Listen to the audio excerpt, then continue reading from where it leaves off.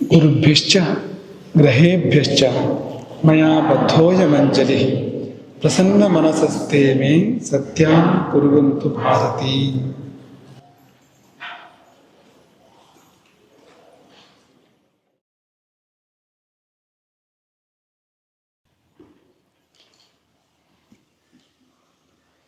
ಕೆಲ ಸಮಯದ ವಿರಾಮದ ಬಳಿಕ ಮತ್ತೆ ಈ ಜ್ಯೋತಿಷದ ಪಾಠ ಮುಂದುವರಿತಾ ಇದೆ.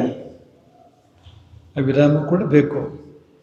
ಯಾಕಂದರೆ ಈ ಆಂಗ್ಲರಲ್ಲಿ ಒಂದು ಪ್ರಯೋಗ ಇದೆ, ಸಿಂಕ್ ಇನ್ ಅಂತ ಒಂದು ಪ್ರಯೋಗ ಇದೆ. ಸಿಂಕ್ ಇನ್ ಆಗಬೇಕು ಅಂತ, ನಮ್ಮ ಒಳಗೆ ಇಳಿಬೇಕು. ಅದು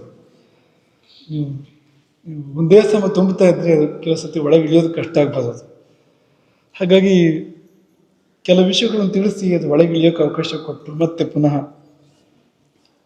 ಮುಂದಿರೋದನ್ನು ಹೇಳೋ ಸೂಕ್ತ ಇರ್ತದೆ ನೋಡಿ. ಹಾಗಾಗಿದೆ ಅಂದ್ಕೊಡ್ತೇನೆ ನಾನು. ಪಾಸಿಟಿವ್ ಆದರೂ ಹಾಗಾಗ್ತದೆ, ಇದು ನೆಗೆಟಿವ್ ಆದರೆ ಮರ್ತೋಗ್ಬಿಟ್ಟಿರ್ತದೆ. ನಿಮಗೆ ಮರ್ತು ಹೋಗಿಲ್ಲ ಅಂತ ನಮ್ಮ ಭಾವನೆ. ಯಾಕೆಂದರೆ ಯಾವುದು ನಮ್ಮ ಹೃದಯದ ಆಳಕ್ಕೆ ಇಳಿದಿರ್ತದೋ ಅದು ಮರ್ತು ಹೋಗೋದಿಲ್ಲ. ಹೃದಯದ ಆಳಕ್ಕೆ ಇಳಿದೇ ಇದ್ದರೆ ಸೂಪರ್ಫಿಷಿಯಲ್ ಆಗಿ ಮೇಲ್ಮೇಲಕ್ಕೆ ಇದ್ದರೆ ಅದು ಮರ್ತೋಗ್ಬಿಡ್ತದೆ. ಅದು ಹೆಚ್ಚು ಪ್ರಭಾವ ಬೀರದ ಸಂಗತಿಗಳು ಮರ್ತೋಗೋದಿಲ್ಲ ಅಂತ. ಇವೆಲ್ಲ ತುಂಬ ಪ್ರೀತಿಯಿಂದ ಪಾಠವನ್ನು ಕೇಳಿದ್ದೀರಿ, ಮತ್ತು ಪರಸ್ಪರ ಸಮಾಲೋಚನೆಗಳನ್ನು ಕೂಡ ಮಾಡ್ಕೊಂಡಿದ್ದೀರಿ, ಪ್ರಯೋಗಗಳನ್ನು ಮಾಡಿದ್ದೀರಿ. ಅನೇಕ ಬೇರೆ ಬೇರೆ ಕಡೆ ನೀವು ಪ್ರಯೋಗಗಳನ್ನು ಮಾಡಿದ್ದೆಲ್ಲ ಬೇರೆ ಬೇರೆ ಕಡೆಯಿಂದ ವರದಿಗಳು ಬಂದಿದೆ ನಮಗೆ. ನೀವು ಮಾಡಿದ ಪ್ರಯೋಗಗಳದ್ದು ವರದಿಗಳು ಬಂದಿದೆ, ವಿಡಿಯೋಗಳು ಸಿಕ್ಕಿದೆ ನಿಮಗೆ. ನೀವು ಪ್ರಶ್ನೆ ಚಿಂತನೆ ಮಾಡ್ತಾ ಇದ್ದ ವಿಡಿಯೋಗಳು ಕೂಡ ಸಿಕ್ಕಿದೆ. ತುಂಬ ಸಂತೋಷ ಇದೆ. ಈಗ ದಶೆಯ ಕುರಿತು ಕೆಲವು ಚಿಂತನೆ ಮಾಡೋಣ. ಆರಂಭದ ಚಿಂತನೆ ದಶೆ.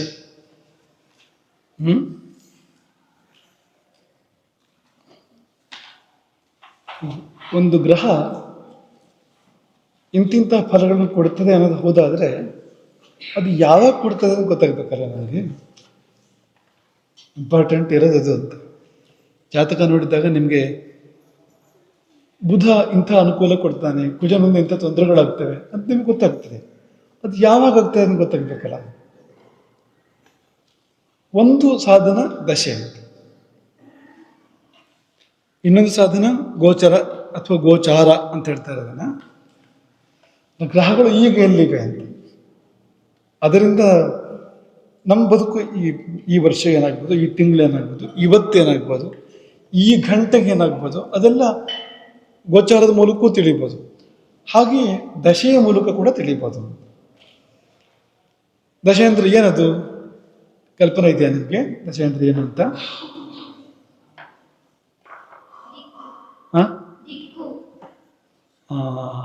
ದಿಶೆ, ದಶಾ ಶಬ್ದ ಇದು. ದಶಾ ದಶಾ ಅಂದರೆ ಏನು?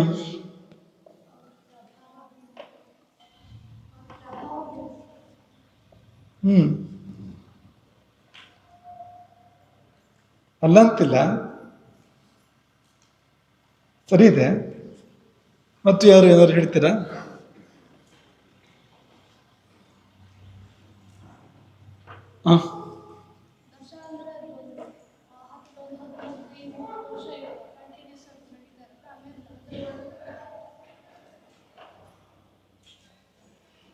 ಅದು ಸರಿ. ಅದು ದಶೆ ಅಂದರೆ ಯಾವುದೋ ಒಂದು ದಶೆ 10 ವರ್ಷ ಇರ್ಬೋದು, ಒಂದು ದಶೆ 20 ವರ್ಷ ಇರ್ಬೋದು ಅಲ್ವಾ?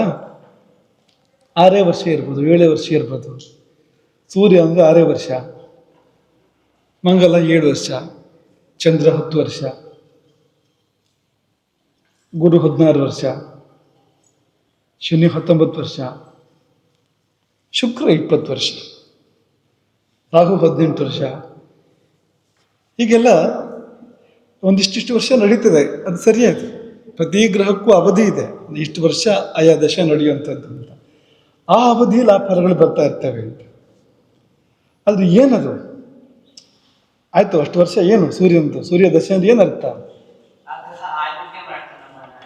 ಆ ಗ್ರಹಗಳು ಆಳ್ವಿಕೆ ಮಾಡ್ತವೆ. ಕರೆಕ್ಟ್ ಆನ್ಸರ್ ಅದು. ಈ ಅವಧಿಯಲ್ಲಿ ಈಗ ಸೂರ್ಯ ದಶೆ 6 ವರ್ಷ ನಡೀತು ಅಂದರೆ 6 ವರ್ಷ ನಮ್ಮ ಜೀವನದಲ್ಲಿ ಸೂರ್ಯನ ಆಳ್ವಿಕೆ 20 ವರ್ಷ ನಮ್ಮ ಜೀವನದಲ್ಲಿ ಶುಕ್ರನ ಆಳ್ವಿಕೆ, 10 ವರ್ಷ ಚಂದ್ರನ ಆಳ್ವಿಕೆ. ಹಾಗಾಗಿ ಪ್ರಮ ಹೇಳಿದ್ದನ್ನು ಕೂಡ ನಾವು ತಗೊಂಡು, ಯಾಕೆಂದ್ರೆ ಪ್ರಭಾವ ಹೆಚ್ಚು ಬೀರ್ತಾನೆ ಆ ಸಮಯದಲ್ಲಿ ಅಂತ. ಸರಿನೇ ಅದು. ಸೂರ್ಯ ಜಾತಕದಲ್ಲಿ ಸೂರ್ಯ ಇದ್ದ ಮೇಲೆ ಇಡೀ ಜೀವನ ತನ್ನ ಪ್ರಭಾವ ಬೀರ್ತಾನೆ ಇರ್ತಾನೆ. ಇದ್ರೆ ಮೂಳೆ ಇರೋದಿಲ್ಲ ನಮಗೆ. ಸೂರ್ಯ ಪ್ರಭಾವ ಬೀರದೇ ಇದ್ರೆ, ಸೂರ್ಯ ರಜೆ ತಗೊಂಡ್ಬಿಟ್ರೆ ಮೂಳೆನೇ ಇರೋದಿಲ್ಲ. ಮೂಳೆ ಸೂರ್ಯನಿಂದ ತಾನೇ ಬರಬೇಕಾಗಿರೋಂಥದ್ದು. ಕಣ್ಣೇ ಇರೋದಿಲ್ಲ, ಕಣ್ಣು ಸೂರ್ಯನಿಂದ ಬರಬೇಕು. ಇಡೀ ಪ್ರಭಾವ ಇದೆ ಆ ಗ್ರಹಗಳಿದ್ದು. ಆದರೆ ಒಂದು ನಿರ್ದಿಷ್ಟ ಅವಧಿಯಲ್ಲಿ ತುಂಬ ಅವ್ರದ್ದೇ ನಡೆಯುತ್ತೆ ತುಂಬ ಅಂತ ಆ ಸಮಯದಲ್ಲಿ. ಅವರು ವಿಶೇಷ ಫಲಗಳನ್ನು ಕೊಟ್ಬಿಡ್ತಾರೆ ಆ ಸಮಯದಲ್ಲಿ ಅಲ್ವಾ. ನಿಮಗೆ ಹಿಂದೊಂದು ಸತಿ ದಿಗ್ಬಲದ ಬಗ್ಗೆ ಹೇಳ್ಬೇಕಾದ್ರೆ ಹೇಳಿದ್ವು.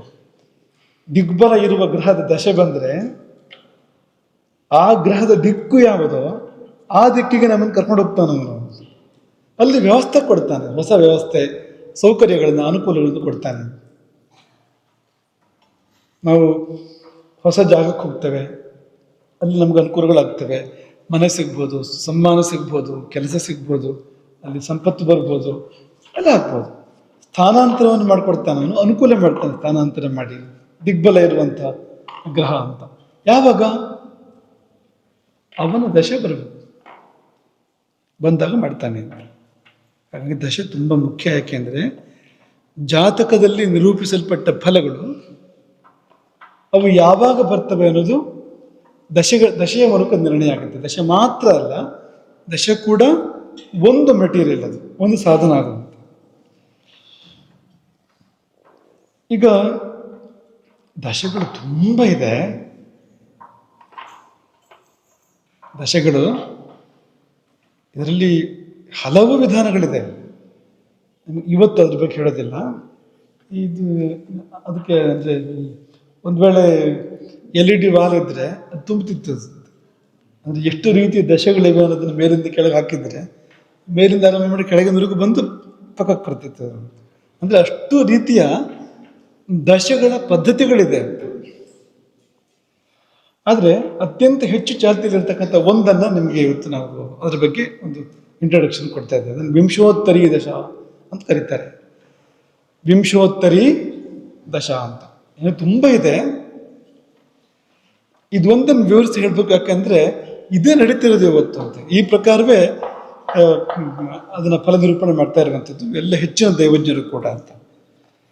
ಹಾಗಾಗಿ ವಿಂಶೋತ್ತರಿ ದಶ, ವರಾಹಮಿಹಿರರು ಹೇಳಿದ ಕ್ರಮ ಇದೆಲ್ಲ, ಪರಾಶರರು ಹೇಳಿದ ಕ್ರಮ ಇದು. ಪರಾಶರರು ಏನು ಹೇಳ್ತಾರೆ ಅಂದ್ರೆ, ಕಲವು ವಿಂಶೋತ್ತರಿ ದಶಾ ಮುಖ್ಯ ಅಂತ ಹೇಳ್ಬಿಟ್ಟಿದ್ದಾರೆ ಅವರು. ಕಲಿಯುಗದಲ್ಲಿ ವಿಂಶೋತ್ತರಿ ದಶೆಯ ಮುಖ್ಯವಾಗಿರುವಂಥದ್ದು ಅಂತ. ಹಾಗಾಗಿ ಇದನ್ನೇ ಅನುಸರಿಸಿ ಅಂತ ಅವ್ರು ಹೇಳಿದ್ದಾರೆ ಪರಾಶರರು. ಹಾಗಾಗಿ ಅದನ್ನು ನಾವು ಮೊದಲು ನಿಮಗೆ ತಿಳಿಸ್ಕೊಟ್ಟು ಮತ್ತೆ ವರಾಹಮಿಹಿರದ್ದನ್ನು ಪ್ರಸ್ತಾಪ ಮಾಡ್ತೇವೆ ನಿಮ್ಮ ಮುಂದೆ. ಅದು ಸುಲಭ ಇಲ್ಲ. ವರಾಹಮಿಹಿರರು ಹೇಳಿದ್ರಲ್ಲಿ ಒಂದು ತುಂಬ ಸುಲಭ ಇದೆ, ತುಂಬ ಅಂದರೆ ತುಂಬ ಸುಲಭ ಇದೆ ಒಂದು. ಇನ್ನು ಕೆಲವು ಒಂದಂತೂ ಹೇಗಿದೆ ಅಂದರೆ, ಮೊದಲು ಆಯುಸ್ಸನ್ನು ತೀರ್ಮಾನ ಮಾಡ್ಕೋಬೇಕು, ಆಮೇಲೆ ಪಾಲ್ ಮಾಡಬೇಕು, ಹೀಗೆಲ್ಲ ಬರುತ್ತೆ. ಅದು ಸುಲಭ ಇಲ್ಲ. ಆಯುರ್ದಾಯ ಗಣಿತ ಇದೆ, ಅದರ ಮೂಲಕ ಆಯುಷ್ಯನ ಅವಧಿನ ತೀರ್ಮಾನ ಮಾಡ್ಕೋಬೇಕು. ಅಷ್ಟು ಕ್ಲಿಷ್ಟ ಇದೆ ಅದು. ಅಂಥದ್ದು ಇದೆ. ಅದೇ ಸುಲಭದ್ದನ್ನು ಕೂಡ ಹೇಳಿದ್ದಾರೆ ಅವರು. ಅದನ್ನು ಮತ್ತೆ ಇದಾದ್ಮೇಲೆ ನಿಮ್ಗೆ ಅದನ್ನ ಹೇಳ್ತೀವಿ. ಮೊಟ್ಟ ಮೊದಲು ಇವತ್ತು ಯಾವ ದಶಾ ಪದ್ಧತಿಯನ್ನು ಬಳಸ್ಕೊಂಡು ಫಲ ನಿರೂಪಣೆ ಮಾಡಲಾಗ್ತಾ ಇದೆ ಅದನ್ನು ನಿಮಗೆ ತಿಳಿಸ್ಕೊಡ್ತೀವಿ. ಅದು ವಿಂಶೋತ್ತರಿ ದಶಾ. ವಿಂಶ ಅಂದ್ರೆ ಎಷ್ಟು? ವಿಂಶೋತ್ತರ ಅಂದ್ರೆ 120. ವಿಂಶೋತ್ತರ ಅಂದ್ರೆ ಅದರ ಮೇಲೆ 20 ಅಂತ. ಯಾವುದ್ರ ಮೇಲೆ? 100ರ ಮೇಲೆ. 100ರ ಮೇಲೆ 20 ಅಂತ. ವಿಂಶೋತ್ತರಿನ ಹೆಸರು ಬರೋ ಕಾರಣ ಅದು ಅಂತ. ಏನು 100ರ ಮೇಲೆ 20, 120 ಏನು ಅಂದ್ರೆ, ಒಂದು ಮನುಷ್ಯ ಅಷ್ಟು ಕಾಲ ಬದುಕ್ಬೋದು ಅಂತ. 120 ಅನ್ನೋದು ಸಾಮಾನ್ಯವಾಗಿ ಒಂದು ಮನುಷ್ಯನ ಆಯುಸ್ಸು. 2 ಸಂವತ್ಸರ ಚಕ್ರಗಳು. ಪ್ರಭವ ವಿಭವ ಸಂವತ್ಸರ ಚಕ್ರ ಇದೆಯಲ್ಲ, ಎಷ್ಟಿದೆ ಸಂವತ್ಸರಗಳು ಒಟ್ಟು? 2 ಬಾರಿ ಸುತ್ತಿ ಬರಬೇಕು ಅದು ಅಂತ ಸಂವತ್ಸರಗಳು ಅಂತ. ಅಷ್ಟು ಕಾಲ ಮನುಷ್ಯ ಬದುಕ್ಬೋದು ಅಂತ. ಅಷ್ಟು ಕಾಲ ಬದುಕ್ತಾ ಇದ್ದಾರೆ ಈಗ. 120 ವರ್ಷ. ಅದು ನಾವೆಲ್ಲ ಸರಿ ಇಟ್ಕೊಂಡ್ರೆ, ಇದು ಸರಿ ಇದ್ರೆ ಜೊತೆಯಲ್ಲಿ ಅಲ್ಲಿವರೆಗೂ ಹೋಗ್ಬೋದು ಅಂತ. 120ವರೆಗೂ ಕೂಡ ಹೋಗ್ಬೋದು ಅಂತ. ಅದ್ರ ಆಚೆಗೂ ಬದುಕುವವರು ತುಂಬ ಅಪರೂಪದಲ್ಲುಂಟು, ಅಪರೂಪದಲ್ಲಿ ಸಿಗ್ತಾರೆ. ಆದರೆ ಎಲ್ಲ ಈಗ ತಾನೇ 2 ವಿಷಯ ಪ್ರಸ್ತಾಪ ಆಯಿತು. 96 ವರ್ಷ ತೀರ್ಕೊಂಡ್ರು ಅಂತ. 96 ವರ್ಷವ ಅಂತ. ಏನಾಗಿತ್ತು ಅವ್ರಿಗೆ? ಏನೂ ಆಗಿರಲಿಲ್ಲ, ವಯಸ್ಸಾಗಿತ್ತು ಅಂತ. ತೀರ್ಕೊಳ್ಬೇಕಾದ್ರೆ ಏನಾಗಿತ್ತು ಅಂದರೆ ವಯಸ್ಸಾಗಿತ್ತು ಅಷ್ಟೇ ಅಂತ. ಹಾಗೆ ತೀರ್ಕೋಬೇಕು ಅಂತ, ರೋಗ ಬಂದ ಅಲ್ಲ. ಆದರೆ ಇವತ್ತು 70, 60, 80 ಈಗೆಲ್ಲ 20, 30ಕ್ಕೆ ಹಾರ್ಟ್ ಅಟ್ಯಾಕ್ ಅಂತ ಸುದ್ದಿ ಬರುತ್ತೆ ಒಂದು ಅಂತಕ್ಕಂಥ ಕಾಲ ಬಂದ್ಬಿಟ್ಟಿದೆ ಈಗ. ಆದರೆ ಪೂರ್ಣ ಆಯುಸ್ಸು 120 ವರ್ಷ. ಹಾಗಾಗಿ ಎಲ್ಲ ಗ್ರಹಗಳ ದಶೆಯನ್ನು ಒಬ್ಬ ಮನುಷ್ಯ ಅನುಭವಿಸಿದರೆ ಅವನ ಜೀವನದಲ್ಲಿ 120 ವರ್ಷ ಬದುಕಿರ್ತಾನೆ. ಈಗ ನಾವು ಲೆಕ್ಕ ಹೇಳಿದ್ವಲ್ಲ, ಪೂರ್ತಿ ಎಲ್ಲ ದಶೆಯು ಬರಬೇಕು ಅಂದರೆ 120 ವರ್ಷ ಆಗುತ್ತೆ ಅದು.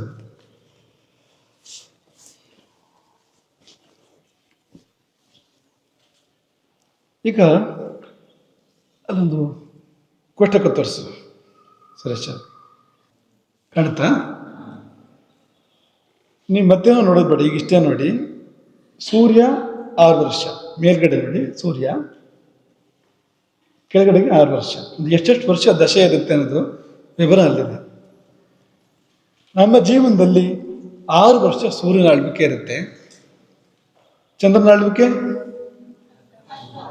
ನಿಮ್ಗೆ ಕಾಣ್ತಾ ಇದೆಯಲ್ಲ, ಗೊತ್ತಾಗುತ್ತೆ ನಿಮಗೆ, ನೀವೇ ಹೇಳಿದ್ರಿ ಅಂತ.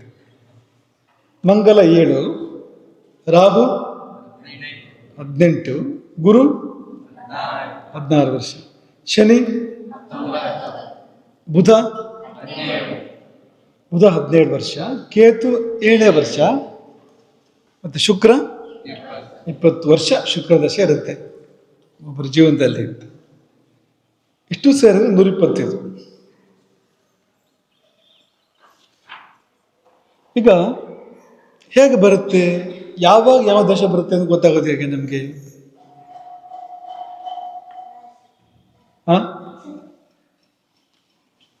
ನೀವು ನೋಡಿ, ಯಾವ ಗ್ರಹದ ದಶೆ ಆದ್ಮೇಲೆ ಯಾವ ಗ್ರಹ ದಶೆ ಬರುತ್ತೆ ಅಂತ ಅಲ್ಲಿ ವಿವರ ಇದೆ ನೋಡಿ. ಅದು ನೀವು ಮಾಮೂಲಿ ಆರ್ಡ್ರಲ್ಲಿ ಇಲ್ಲ ಅದು. ರವಿ, ಚಂದ್ರ, ಕುಜ, ರಾಹು. ಕುಜ ಆದ್ಮೇಲೆ ಬುಧ ಅಲ್ಲ. ರವಿ, ಚಂದ್ರ, ಕುಜ, ರಾಹು, ಗುರು, ಶನಿ, ಬುಧ, ಕೇತು, ಶುಕ್ರ. ಅಂದರೆ ಮಾಮೂಲಿ ಆರ್ಡ್ರಲ್ಲಿ ಇಲ್ಲ ಅದು, ಗಮನಿಸ್ಕೊಳ್ಳಿ ಅದನ್ನು ಅಂತ. ಕಾರಣ ಇದೆ ಹಾಗಿರೋದಕ್ಕೆ. ಅದು ಶ್ಲೋಕ ಇದೆ ನಮ್ಮ ಬಾಯಿಲಿ, ಯಾವಾಗಲೂ ಬರೋ ಶ್ಲೋಕ ಒಂದಿದೆ. ಇನ ಶಶಿ ಕುಜ ರಾಹುರ್ ಜೈವ ಮಂತಜ್ಞ ಕೇತು ಭೃಗುಜ ಇತಿ ನವಾನಾಂ ಕೃತ್ತಿಕಾದಿ ಕ್ರಮೇಣ ಅಂತ ಶ್ಲೋಕ ಮುಂದುವರಿಯುವಂಥದ್ದು. ಈ ಶ್ಲೋಕ ನಿಮ್ಗೆ ನೆನಪಿರ್ಬೇಕು, ಯಾವಾಗ ಮರಿಬಾರ್ದು ಇದನ್ನ. ಅದಕ್ಕೆ ಬರುತ್ತಾ? ಇನ ಶಶಿ ಕುಜ ರಾಹುರ್ ಜೀವ ಮಂದಜ್ಞ ಕೇತು ಭೃಗುಜ ಇತಿ ನವಾನಾಂ ಕೃತ್ತಿಕಾದಿ ಕ್ರಮೇಣ. ಇದೇ ಕ್ರಮದಲ್ಲಿ ದಶಗಳು ಬರುವಂಥದ್ದು ಅಂತ. ಇನ ಯಾರು? ಇನ ಅಂದ್ರೆ ಇನ ಶಶಿ ಕುಜ ರಾಹು. ಬೇರೆ ಶಬ್ದ ಹೇಳಿ ರಾಹುಗೆ. ಸರ್ಪ ಅಂತ ಕರೀತಾರೆ ರಾಹುಗೆ, ಬೇರೆ ಶಬ್ದ ಅಂತ. ಸ್ವರ್ಭಾನು ಅಂತ ಶಬ್ದ ಇದೆ ಬೇರೆ. ಸ್ವರ್ಭಾನು ಒಬ್ಬ ರಾಕ್ಷಸ, ಅವನು ಸ್ವರ್ಭಾನು ಅಂತ. ಅವನ ತಲೆ ಕಳೆದು ರಾಹುಕೇತುವಾಗಿರೋದು. ಆಮೇಲೆ ತಮಹ ಅಂತ ಕರೀತಾರೆ. ರಾಹು ಅಂದ್ರೆ ಕತ್ತಲೆ ಅದು ಅಂತ, ತಮಹ ಅಂತ ಕರೀತಾರೆ.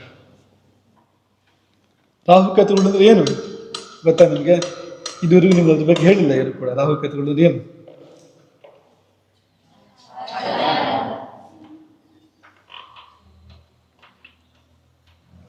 ವೃತ್ತಾಕಾರವಾಗಿ ಚಂದ್ರ ಸಂಚಾರ ಮಾಡ್ತಾನೆ ಅಲ್ವಾ? ಸೂರ್ಯನು ಕೂಡ ಹಾಗೆ ವೃತ್ತಾಕಾರವಾಗಿ ಸಂಚಾರ ಮಾಡ್ತಾನೆ. ಅವರ ಪಥಗಳು ಎಲ್ಲಿ ಕ್ರಾಸ್ ಆಗ್ತವೆ, ಆ ವೃತ್ತಗಳ ಛೇದ ಎಲ್ಲಾಗುತ್ತೆ, ಆ ಸಂಧಿಗೆ ರಾಹುಕೇತು ಅಂತ ಹೆಸರು. ಸಂಧಿಗಳು ಅವು ಈ ಥರ ಪ್ಲಾನೆಟ್ಸ್ ಅಲ್ಲ ಅವು, ರಾಹು ಮತ್ತು ಕೇತು ಅಂದರೆ. ಅದು ವಿವರ ಮುಂದೆ ನಿಮಗೆ ಆರಾಮಾಗಿ ಹೇಳ್ತೇನೆ ಅದನ್ನ. ರಾಹು, ಕೇತು, ಮಾಂದಿ ಇತ್ಯಾದಿಗಳೆಲ್ಲ ಇದೆ. ರಾಹು ಕೇತು ಅಂದರೆ ಏನು ಅಂದರೆ, ಈ ಸೂರ್ಯಚಂದ್ರರ ಪಥಗಳು ಕ್ರಾಸ್ ಆಗ್ತವೆ ಅಂತ, ಪಥಗಳು ಒಂದನ್ನೊಂದು ಛೇದಿಸ್ತವೆ ಅಂತ, ಆ ಸಂಧಿಗಳು ಅಂತ ಇವೇ ರಾಹುಕೇತುಗಳು. ವರಾಹಮಿಯವರು ತುಟಿಕ್ ಪಿಟಿಕ್ ಅನ್ನೋದಿಲ್ಲ ಅವ್ರ ಬಗ್ಗೆ. ರಾಹುಕೇತುಗಳ ವಿಷಯವೇ ಇಲ್ಲ. ಮುಂದಿನ ಆಚಾರ್ಯರುಗಳು ಹೇಳಿದ್ದಾರೆ ಅದನ್ನು. ಹಾಗಾಗಿ ವಿಂಶೋತ್ತರಿ ಈ ದಶ ಇದೆಯಲ್ಲ, ಇದು ವರಾಹಮಿಹಿರ ಪದ್ಧತಿ ಅಲ್ಲ, ಇದು ವರಾಹಮಿಹಿರ ಹೇಳಿದಂಥ ದಶೆ ಅಲ್ಲ ಇದು. ಆದರೆ ಇದೇ ಚಾಲ್ತಿಯಲ್ಲಿ ಇರ್ತಕ್ಕಂಥದ್ದು ಎಲ್ಲ ಕಡೆಗೂ. ಇರಲಿ. ಇನ ಶಶಿ ಕುಜ ರಾಹು ಜೀವ ಮಂದ ಜ್ಞ ಕೇತು. ಬೇರೆ ಶಬ್ದ ಹೇಳಿ. ಶಿಖಿ, ಶಿಖಿ ಅಂತ ಕರೀತಾರೆ ಕೇತುವನ್ನು.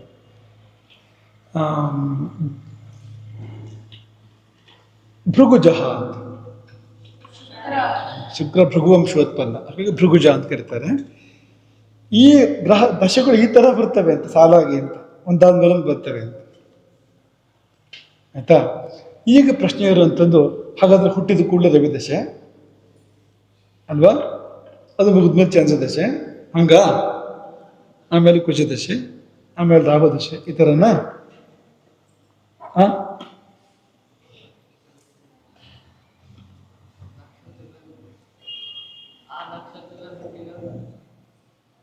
ಅದಿದೆ.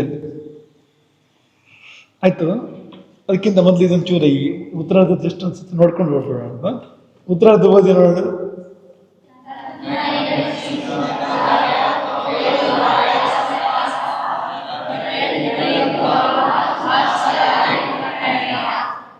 ಏನಾದ್ರು ಗೊತ್ತಾಗತ್ತಾ? ತನು ನಯ ಸಿನು ಗೊತ್ತಾಗತ್ತೆ ಏನಾದ್ರು? ಜಾಯ ತೋಜ ಧಾಯ ಛಟ ಸಾ ನರ ಅರ್ಥ ಆಗತ್ತೆ ಏನಾದ್ರು? ಅದು ಸಂಖ್ಯೆಗಳವೆಲ್ಲ. ಒಂದೊಂದು ಗ್ರಹಕ್ಕೆ ಎಷ್ಟೆಷ್ಟು ವರ್ಷದ ದಶೆ ಅನ್ನೋದಕ್ಕೆ ಸಂಖ್ಯೆಯನ್ನು ಹಿಡಿದ ಕ್ರಮ ಹಾಗೆ ಅಂತ. ಭಾರತೀಯವಾದ ಸಂಖ್ಯಾ ನಿರೂಪಣೆ ರೀತಿ ಹೀಗಿರುತ್ತೆ ಅಂತ. ಈಗ ಮೊದಲನೇ ಶಬ್ದ ಏನು ಹೇಳಿ? ಸೂರ್ಯನಿಗೆ ಎಷ್ಟು ವರ್ಷ ಕಾಲ, ಸೂರ್ಯನ ಕಾಲ ಅಂತ, ಸೂರ್ಯದಶೆ ಅಂತ. ತನ್ನೊಂದು ಡಿಕೋಡ್ ಮಾಡಿ ನೋಡೋಣ ಹೆಂಗೆ. ನೀವು ಆಗ ಹೇಳಿದ್ ನೆನ್ಪು ಮಾಡ್ಕೊಂಡು ಹೇಳೋದಲ್ಲ, ಈಗ ತನ್ನೊಂದು ಡಿಕೋಡ್ ಮಾಡಿ. ತಾ ಅಂದ್ರೆ ಎಷ್ಟು? ಹೆಂಗೆ? ಕ ಖ ಗ ಘ ನ ಚ ಛ ಜ ಛ ಞ ಮುಗಿತಲ್ವಾ. ಟ ಠ ಡ ಢ ಣ ತ ಎಷ್ಟು? ಅದು ಈ ಕಾಕ ಕಾಕ ಶುರು ಮಾಡ್ಬೇಕಾದ್ರೆ ನೀವು 9-10 ಹೋಗ್ಬೇಕು ನೀವು, ಆಮೇಲೆ ಮತ್ತೆ ಶುರು ಮಾಡ್ಬೇಕು ಅದನ್ನ. ಕ ಖ ಗ ಘ ನ ಚ ಛ ಜ ಝ ಞ ಮುಗೀತು. ಮತ್ತೆ ಶುರು ಮಾಡಬೇಕು. ಟ ಠ ಡ ಢ ಣ ತ 6. ಆಮೇಲೆ ಈ ನಾ ಎಷ್ಟು? 0. ಸಂಖ್ಯೆ ಇರೋದು 9. ಸಂಖ್ಯೆ ಇರೋದೆಷ್ಟು? 9. 10 ಅಂದ್ರೇನು? 1 0.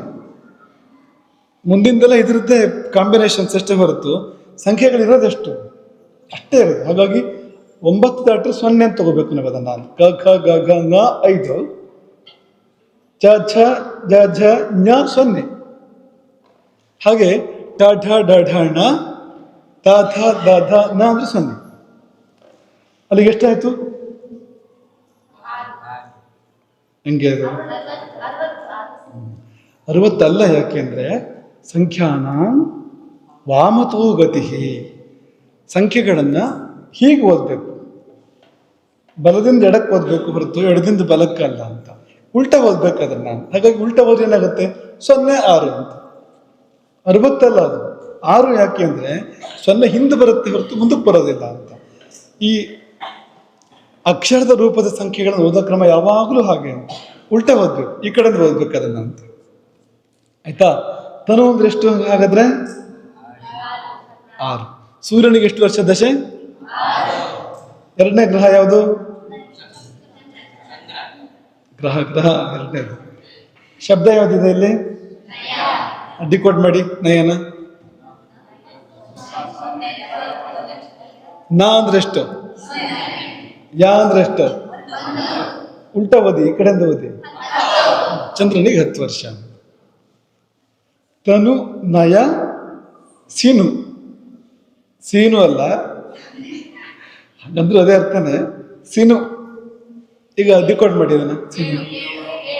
ಸಿ ಅಂದ್ರೆ 7, ಸಿ ಅಂದ್ರು, ಸು ಅಂದ್ರು, ಸೆ ಅಂದ್ರು, ಸೈ ಅಂದ್ರು ಎಲ್ಲ ಏಳೇ ಅದು. ಸಬರ್ಗ ಪೂರ್ತಿ ಏಳೇ ಅದು. ಯಾಕಂದ್ರೆ ಯ ರ ಲ ವ ಶ ಶ ಸ ಅವರಿಗೆ ವ್ಯಂಜನಗಳ ಪೈಕಿಯಲ್ಲಿ ಏಳನೇದಲ್ವಾ ಸಕಾರ ಅನ್ನುವಂಥದ್ದು.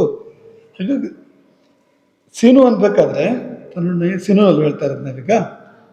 ಸೀನು ಅನ್ಬೇಕು. ನು ಅಂದ್ರೆ 0, ಸಿ ಅಂದ್ರೆ ಎಷ್ಟಾಯ್ತು ಅಲ್ಲಿಗೆ? 70 ಆಯ್ತಲ್ವಾ? ವಾಮತೋಗತಿ ಅಂದ್ರೆ ಎಡಕ್ಕೆ ಹೋಗುತ್ತೆ, ಬಲದಿಂದ ಎಡಕ್ಕೆ ಹೋಗುತ್ತೆ ಅದು. ವಾಮತೋಗತಿ ಅಂದ್ರೆ ಅದರ ಅರ್ಥ ಹಾಗೆ ಅಂತ. ಹೀಗೆ ಹೋಗುತ್ತೆ ಅದು ಅಂತ. 2 ವರ್ಷ ಕುಜನಿಗೆ ಅಂತ ಆಯ್ತಾ. ಜಾಯ ಯಾವ ಗ್ರಹಕ್ಕಿರೋದು? ರಾಹು. ಡಿಕೋಡ್ ಮಾಡಿ ಜಾಯನ.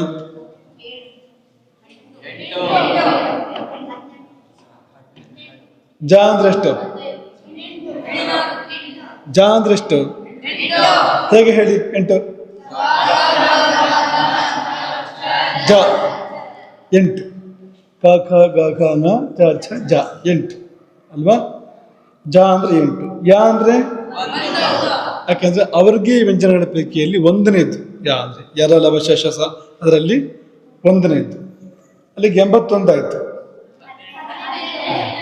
ಈ ಕಡೆಯಿಂದ ಓದ್ಬೇಕಾಗೋದ್ರಿಂದ 18 ಅಂತ. ಹಾಗಾಗಿ ರಾಹುವಿಗೆ 18 ವರ್ಷಗಳ ದಶಾಕಾಲ.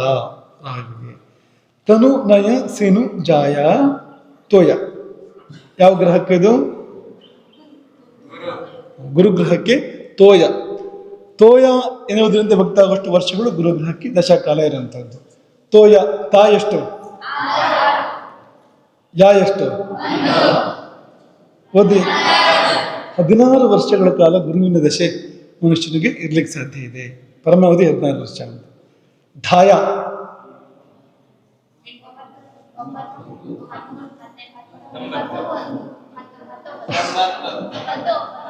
19.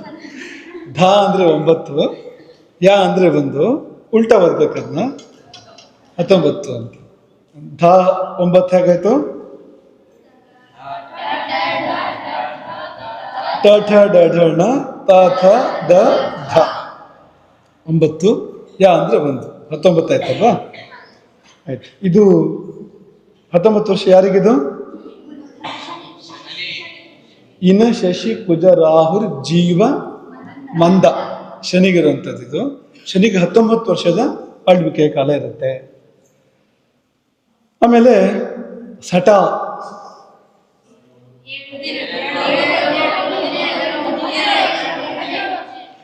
ಸ ಅಂದ್ರೆ 7, ಯಾರ ಯಾರ ಲಾಭ ಶಾಶ ಸ ಅಂದ್ರೆ 7, ತ ಅಂದ್ರೆ 1. ಇದನ್ನ ಕಲ್ತ್ಕೊಳ್ಬೇಕು. ಕೋಡ್ ಲ್ಯಾಂಗ್ವೇಜ್ ಇದು ಅಂತ. ಇದು ಕಲ್ತಿಟ್ಕೊಳ್ಬೇಕು ಇದನ್ನ ಅಂತ. ಈ ಥರ ಮಾತಾಡಿದ್ರೆ ಯಾರಿಗೂ ಗೊತ್ತಾಗಲ್ಲ ಅಂತ. ಈ ಸಂತೆ ವ್ಯಾಪಾರ ಮಾಡಬೇಕಾದ್ರೆ ಅಲ್ಲೊಂದು ಕ್ರಮ ಇರುತ್ತೆ. ಈ ಬಟ್ಟೆ ಹೀಗೆ ಹಾಕ್ಕೊಡೋದು ಮೇಲ್ಗಡೆಯಿಂದ, ಕೆಳಗಡೆ ಕೈ ಇರುತ್ತೆ. ಅವನು ತಗೊಳ್ಳೋನು ಆ ಬೆರಳು ಮುಟ್ಟಬೇಕು. ಆ ಬೆರಳು ಮುಟ್ಟಿದ್ರಲ್ಲಿ ಅದು ಎಷ್ಟಲ್ಲ ಚೌಕಾಸಿ ಇಡೀ ಅಷ್ಟು ಅದರಲ್ಲಿ ನಡೆಯುತ್ತೆ ಅಂತ ಹೇಳಲ್ಲ. ಆ ಬೆರಳು ಮುಟ್ಟೋದ್ರಲ್ಲಿ ಯಾವ ಬೆರಳು ಮುಟ್ಟಿದ್ರೆ ಎಷ್ಟು ಅಂತ ಅವ್ರಿಗೊಂದು ಕೋಡ್ ಲ್ಯಾಂಗ್ವೇಜ್ ಇದೆ ಅವ್ರದ್ದು. ಸಂತೆಗಳಲ್ಲಿ ನಡೆಯುತ್ತೆ ಅದು. ಆ ಥರ ಇದು ಪಕ್ಕ ಸಂಸ್ಕೃತದ ಸಂಖ್ಯಾ ಭಾಷೆ ಇದು. ರಾಮ ಎಷ್ಟು ಹೇಳಿ ಸಂಖ್ಯೆ? ಗೊತ್ತಿದ್ಬಿಟ್ಟಿದೆ ಮೊದಲೇ ನಿಮಗೆ. ಜಯ ಏನದಕ್ಕೆ ಯಾವುದಕ್ಕಿದೆ ಅದು ಅಲ್ವಾ? ಇದೆಲ್ಲ ಹೇಳುವಾಗಿಲ್ಲ ನಿಮ್ಮ ಹತ್ರ. ಮೊದಲು ರೆಡಿ ಇರ್ತೀರಿ ನೀವು ಹತ್ರಕ್ಕೆ. ಸಟ 18 ಆಯ್ತಲ್ವ? ಎಷ್ಟಾಯ್ತು? 17 ಆಯ್ತಾ? ಯಾರಿಗದು? ಇನ್ನು ಶಶಿ ಕುಜ ರಾಹುರ್ ಜೀವ ಮಂದ ಜ್ಞ ಬುಧನಿಗೆ 17 ವರ್ಷದ ದಶೆ ಇರುತ್ತೆ. ಆಮೇಲೆ ಸಾ ಯಾರಿಗದು? ಎಲ್ಲಿದೆ ಶಬ್ದ? ಮಂದಜ್ಞ ಕೇತು. ಜೀವ ಮಂದಜ್ಞ ಕೇತು. ಕೇತುವಿಗೆ 7 ವರ್ಷ. ಸಿಂಪಲ್ ಇದೆ. ಸಾ ಕೊನೆಯದು ನರ.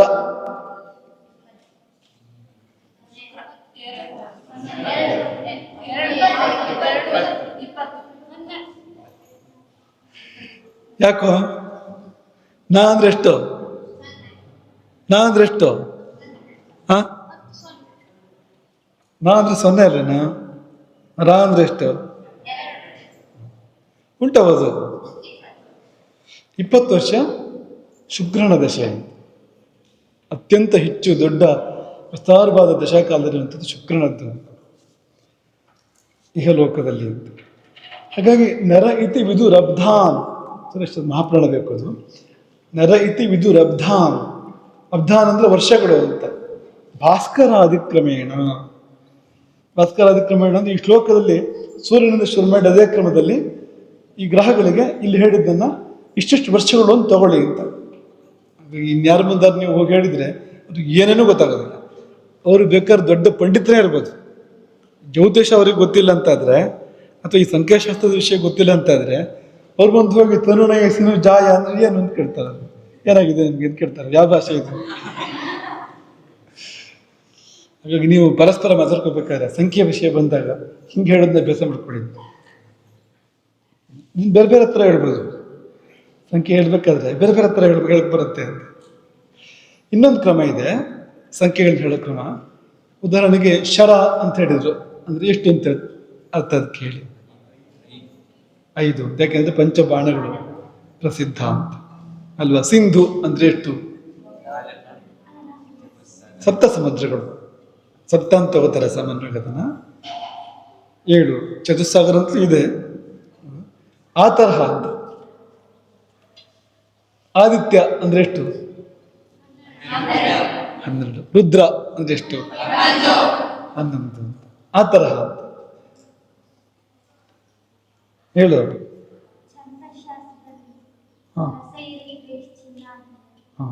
ಬಳಸ್ತಾರೆ. ಈ 2 ಕ್ರಮದಲ್ಲಿ ಸಂಖ್ಯೆಗಳನ್ನ ಹೇಳ್ತಾ ಹೋಗ್ತಾರೆ. ಒಂದು ಈ ತರ ಶಬ್ದಗಳನ್ನ ಹೇಳೋದು, ಇನ್ನೊಂದು ಅಕ್ಷರಗಳ ಮೂಲಕನೇ ಸಂಖ್ಯೆ ಗೊತ್ತಾಗೋ ಥರ ಮಾಡೋದು. 2 ಪದ್ಧತಿಗಳಿದೆ. ಆಯ್ತು, ಈಗ ಪ್ರಶ್ನೆ ಇರೋದು, ಈಗ ಎಲ್ಲಿಂದ ಪ್ರಾರಂಭ ಆಗತ್ತೆ ಒಬ್ಬನ ಜೀವನದಲ್ಲಿ ದಶಗಳು ಎಲ್ಲಿಂದ ಪ್ರಾರಂಭ ಆಗುತ್ತೆ ಅಂತ ಸಿಕ್ಬಿಟ್ರೆ ಉಳಿದಿದ್ದು ಸಿಗುತ್ತೆ ನಮಗೆ ಎಲ್ಲ. ಈಗ ನಿಮ್ಗೆ ಯಾವ ದಶ ನಡೀತಾ ಇದೆ ಅಂತ ಗೊತ್ತಾಗಬೇಕಾದ್ರೆ ಎಷ್ಟು ವರ್ಷ ಆಯಿತು ನಿಮಗೆ ಅಂತ ಗೊತ್ತಾಗಬೇಕು. ಆಮೇಲೆ ಶುರುವಿಗೆ ಯಾವುದಕ್ಕೆ ಅಂತ ಗೊತ್ತಾಗಬೇಕು. ಹೇಗೆ ಗೊತ್ತಾಗುತ್ತೆ ಅದು?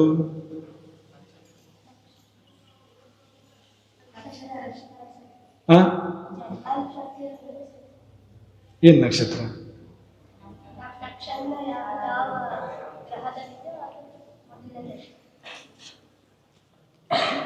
ಈ ಗ್ರಹಗಳಿದಾವಲ್ಲ, 9 ಗ್ರಹಗಳು 3 ನಕ್ಷತ್ರದ ಆಧಿಪತ್ಯವನ್ನು ಇಟ್ಕೊಂಡಿದ್ದಾವೆ. ಒಂದೊಂದು ಗ್ರಹಕ್ಕೆ 3 ನಕ್ಷತ್ರದ ಒಡೆತನ ಇದೆ. ಈಗ ರಾಶಿಗಳ ಒಡೆತನ ನಿಮ್ಗೆ ಗೊತ್ತಲ್ವಾ? ಮೇಷ ಯಾರಿದ್ದು? ಕುಂಭ ಯಾರಿದ್ದು? ಧನು ಯಾರಿದ್ದು? ಕೃತಿಕೆ ಯಾರಿದ್ದು? ಅದೇ ತರಹ ರಾಶಿಗಳ ಒಡೆತನ ಇದ್ದಾಗೇನೆ ನಕ್ಷತ್ರಗಳ ಒಡೆತನ ಕೂಡ ಗ್ರಹಗಳಿಗೆ ಬರುತ್ತೆ. 3 ನಕ್ಷತ್ರಗಳು ಎಲ್ಲಿಂದ ಪ್ರಾರಂಭ? ಇದು ಒಳ್ಳೆ ಕಥೆ ಆಯ್ತಾ? ಮೊದಲನೇ ನಕ್ಷತ್ರ ಕೃತಿಕೆನೋ ಅಶ್ವಿನಿನೋ? ಕೃತಿಕೆ. ಮೊದಲನೇ ನಕ್ಷತ್ರ ಕೃತಿಕೆ. ಈ ವೇದಗಳಿಗೆ ಹೋದ್ರು ಕೂಡ ಅಲ್ಲಿಂದ ಶುರು ಮಾಡ್ತಾರೆ. ಅಗ್ನಿರ್ನಫ್ಪಾತ್ ಕೃತಿಕಾ ಅಂತ ಮಂಜುನಾಥ್ ಪಟ್ಟಿದ್ದಾರೆ ಅಲ್ಲಿ. ಕೃತಿಕೆಯಿಂದ ಶುರು ಮಾಡ್ತಾರೆ ಅವರು. ಕೃತಿಕೆಯಿಂದ ಇಂತಿಷ್ಟು ದೇವ ನಕ್ಷತ್ರಗಳು, ಆಮೇಲೆ ಅಲ್ಲಿಂದ ಭರಣಿಯವರೆಗೆ ಇಂತಿಷ್ಟು ಯಮ ನಕ್ಷತ್ರಗಳು ಅಂತೆಲ್ಲ ಲೆಕ್ಕಾಚಾರ ಇದೆ. ಮೊದಲನೇ ನಕ್ಷತ್ರ ಕೃತಿಕಾದಿಂದ ಪ್ರಾರಂಭ ಆಗಬೇಕು. ಮತ್ತು ಅಶ್ವಿನಿ ಏನು ಅಂದ್ರೆ ಮೇಷಾದಿ ರಾಶಿಗಳನ್ನ ವಿಭಾಗ ಮಾಡಬೇಕಾದ್ರೆ ಕೃತಿಕೆಯಿಂದ ಶುರು ಮಾಡೋಕ್ಕಾಗೋದಿಲ್ಲ. ಅದು ಯಾಕೆ ಹೇಳಿ? ಕೃತಿಕ ಪಾಲ್ ಹಂಚ್ಕೊಂಡು ಬಂದ್ಬಿಟ್ಟಿದೆ, ಆ ಕಡೆ ಎಷ್ಟು ಈ ಕಡೆ ಎಷ್ಟು ಆಗ್ಬಿಟ್ಟಿದೆ. ಅದು ಮೊದಲನೇ ರಾಶಿ ಮೇಷ, ಆ ಮೊದಲನೇ ರಾಶಿ ಮೇಷದಲ್ಲಿ ಅಶ್ವಿನಿಯಿಂದ ಪ್ರಾರಂಭ ಆಗುತ್ತದೆ.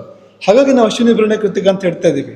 ಆದರೆ ನಕ್ಷತ್ರಗಳ ಪೈಕಿ ಮೊದಲನೇದು ಯಾವುದು ಅಂದರೆ ಕೃತಿಕಾನೇ ಮೊದಲನೇದು ಅಂತ, ಕೃತಿಕಾದಿಂದನೇ ಪ್ರಾರಂಭ ಆಗುವಂಥದ್ದು ಅಂತ. ಹಾಗಾಗಿ ಮೇಷಾದಿ ರಾಶಿ ವಿಭಾಗದಲ್ಲಿ ಅಶ್ವಿನಿ ನಕ್ಷತ್ರ ಮೊದಲು ಸಿಗುತ್ತೆ ನಮಗೆ. ಮೇಷರಾಶಿ ಮೊದಲನೇ ನಕ್ಷತ್ರ ಸಿಗುತ್ತೆ ಅಂತ ಬಿಟ್ಟರೆ, ಇಲ್ಲ ಅಂದರೆ ಕೃತಿಕೆ ಮೊದಲನೇದು ಅಂತ, ಅದನ್ನು ಗೊತ್ತಿರಬೇಕು ಅಂತ. ಹಾಗೆ ಅಲ್ಲಿಂದ ಶುರು ಮಾಡಿ. ಕೃತಿಕಾ ನಕ್ಷತ್ರಕ್ಕೆ ಯಾರ ಅಧಿಪತಿ? ರೋಹಿಣಿಗೆ ಮೃಗಶಿರ, ಆರ್ದ್ರ, ಪಟ್ಟಿ ನೋಡಿದ್ರೆ ಹೇಳ್ಬೇಕು, ಯಾಕೆಂದ್ರೆ ಅದೇ ಕ್ರಮದಲ್ಲಿ ಹೋಗುತ್ತದೆ ಅಂತ. ಕೃತ್ತಿಕಾದಿಕ್ರಮೇಣ ಅಂತ ಹೇಳಿದ್ವಲ್ಲ.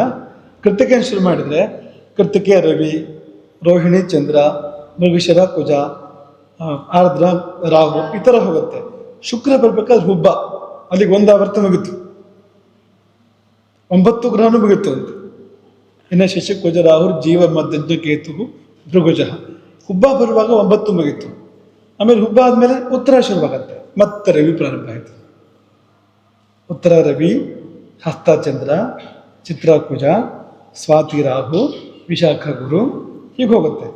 ಪೂರ್ವಾಷಾಢಕ್ಕೆ 18 ನಕ್ಷತ್ರ ಆಯಿತು. 9 ಗ್ರಹಗಳಿಗೆ 2ನೇ ಪಾಳಿ ಮುಗಿತು. ಉತ್ತರಾಷಾಢದಿಂದ ಶುರು ಆಗುತ್ತೆ. ಉತ್ತರಾಷಾಢ ರವಿ, ಶ್ರವಣ ಚಂದ್ರ, ಧನಿಷ್ಠ ಕುಜ ಅಂತ ಹೀಗೆ ಹೋಗುತ್ತೆ. ಹಾಗಾಗಿ ಭರಣಿ ಬಂದಾಗ ಶುಕ್ರ. ಮೂರು ಪರ್ಯಾಯ ಅಂತ ಕೃತಿಕಾದಂತ ಶುರು ಮಾಡಿದರೆ 9 9 9 ಅಂದರೆ ಈಗ ಸೂರ್ಯನಿಗೆ ಕೃತಿಕಾ ನಕ್ಷತ್ರದ ಬೆಳತನ ಇದೆ ಅಂದರೆ ಮತ್ತೆ 8 ನಕ್ಷತ್ರಗಳನ್ನು ದಾಟಿ ಮುಂದಕ್ಕೆ ಮತ್ತೆ ಅವನಿಗೆ ಬರುತ್ತೆ. ಯಾವುದದು? ಉತ್ತರ ನಕ್ಷತ್ರ. ಅಲ್ಲಿಂದ ಮತ್ತೆ 8 ನಕ್ಷತ್ರ ದಾಟಿ ಉತ್ತರಾಷಾಢಕ್ಕೆ ಮತ್ತೆ ರವಿ ಬರ್ತಾನೆ. ಹಾಗಾಗಿ 8 ನಕ್ಷತ್ರಗಳನ್ನು ದಾಟಿ ಮತ್ತೆ ಅವರಿಗೆ ಬರುತ್ತೆ. ಅದು ಎಲ್ಲ ಗ್ರಹಕ್ಕೂ ಹೀಗೆ. ಹಾಗೆ ಅದಕ್ಕೆ ಇನ್ನೊಂದು ಶ್ಲೋಕ ಇದೆ, ಇನ್ನು ಕೆಲವಾರು ಶ್ಲೋಕಗಳಿದೆ. ಸುರೇಶ್ ತೋರಿಸೋದು. ಕೃತ್ತಿಕಾದೆ ಸ್ತ್ರೀರಾವೃತ್ಯ ರವೀಂದು ಕುಜರಾಹವ ಜೀವಾರ್ಕಿವಿತ್ ಚಿಕಿತ್ಸಿತಾ ದಶೇಶ ಪರಿಕೀರ್ತಿತ. ಇದು ನಾವು ನಿಮ್ಗೆ ಹೇಳ್ದಲ್ಲ, ಈಗ ಶ್ಲೋಕ ಬೇರೆದಷ್ಟೇ, ಇದು ಅದೇ ವಿಷಯ. ಕೃತ್ತಿಕಾದೇಹಿ, ಕೃತ್ತಿಕಾ ಮೊದಲು ಅಲ್ಲಿಂದ ಶುರು ಮಾಡ್ಕೋಬೇಕು, ಅಶ್ವಿನಿ ಅಲ್ಲ. ಅದಕ್ಕೋಸ್ಕರ ಕೃತ್ತಿಕಾದೇಹಿ ತ್ರಿರಾವೃತ್ಯ 3 ಬಾರಿ ಆವರ್ತನೆ ಬರಬೇಕದು. ಕ್ರಮ ಹೇಗೆ? ರವಿ, ಇಂದು, ಕುಜ, ರಾಹು, ಜೀವ, ಆರ್ಕಿ.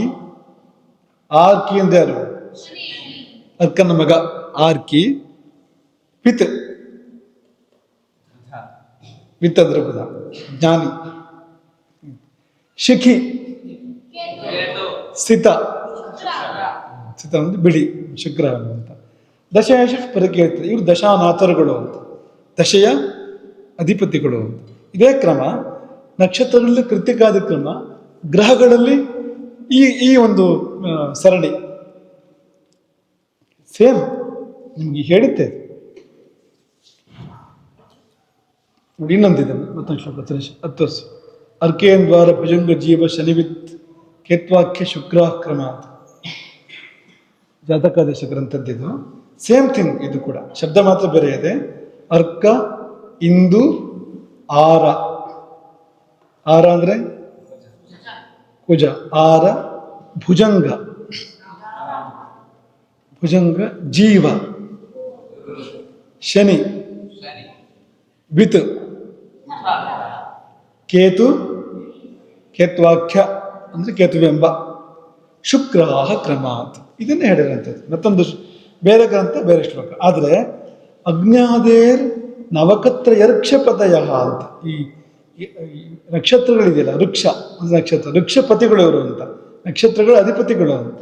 ನವಕತ್ರಯ ಅಂದ್ರೆ 9 3 ಜೋಡಿ ಅಂತ, 3 ಪರ್ಯಾಯ ಅಂತ.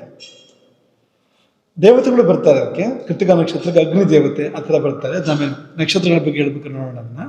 ಅಲ್ಲಿ ಅಗ್ನಿರ್ನ ಸ್ಪಾತ ಕೃತಿಕಾ ಇದೆಯಲ್ಲ, ಕೃತಿಕಾ ನಕ್ಷತ್ರಕ್ಕೆ ಅಗ್ನಿ ದೇವತೆ, ಒಂದೊಂದೇ ನಕ್ಷತ್ರಕ್ಕೆ ಬೇರೆ ಬೇರೆ ದೇವತೆಗಳು ಬರ್ತಾರೆ. ಅದು ನಮ್ಮ ಮುಂದಕ್ಕೆ ನೋಡೋಣ. ಸದ್ಯ ಇಲ್ಲಿ ಇಷ್ಟು ಮಾತ್ರ ನೋಡೋಣ. ಅಲ್ಲಿಗೆ ಏನಾಯಿತು? ನೀವು ಕೃತಿಕಾ ನಕ್ಷತ್ರದಲ್ಲಿ ಹುಟ್ಟಿದ್ರೆ ಆ ನಕ್ಷತ್ರದ ಒಡೆಯ ಯಾರು? ಸೂರ್ಯ. ದೇವತೆ ಅಲ್ಲ, ಗ್ರಹ. ಗ್ರಹ ಹೇಳಬೇಕು. ಕೃತಿಕಾ ನಕ್ಷತ್ರದ ಒಡೆಯ ಸೂರ್ಯ. ಸೂರ್ಯ ದಶೆ ಶುರುವಾಗತ್ತೆ. ಹುಟ್ಟುವಾಗ ಸೂರ್ಯ ದಶೆ ಇರುತ್ತೆ ನಿಮಗೆ. ಮತ್ತೆ ಬಂತ ಈಗ ಶ್ರವಣ ನಕ್ಷತ್ರ ಇದೆ. ಯಾವ ದಶೆ ಶುರುವಾಗುತ್ತೆ ಹುಟ್ಟಬೇಕಾದ್ರೆ? ರೋಹಿಣಿ, ಚಂದ್ರ. ಪುಷ್ಯ, ಶನಿ. ಶನಿ ಪುಷ್ಯಕ್ಕೆ ಶನಿ. ಪುನರ್ವಸು ಪುಷ್ಯ ದೀರ್ಘ ಬೆಳೆಸ್ತದೆ ಶನಿ. ಪುನರ್ವಸು ಪುನರ್ವಸು ಯಾರಿದ್ದು ನೆನಪಿದೆ ನಿಮಗೆ? ಅದಕ್ಕೆ ರಾಮ ಹುಟ್ಟುತ್ತಾ ಯಾವ ದಶೆ ಇತ್ತು? ಗುರು ದಶೆ ಇತ್ತು ರಾಮ ಹುಟ್ಟಬೇಕಾದ್ರೆ. ಈಗ ನಿಮ್ದು ಯಾವ್ದಾದ್ರು ನಕ್ಷತ್ರ ಹೇಳಿ ನೋಡೋಣ. ನಿಮ್ ನಕ್ಷತ್ರ ಯಾವ್ದು ಹೇಳು? ಪೂರ್ವಾಷಾಢ. ಪೂರ್ವಾಷಾಢಕ್ಕೆ ಮೊದಲನೇ ದಶೆ ಯಾವುದು? ಹುಟ್ಟಬೇಕಾದ್ರೆ ಶುಕ್ರ ದಶೆ ಅಲ್ವ ನಿಮಗೆ? ಓಂಕಾರ ಅಂದ ಯಾವುದು?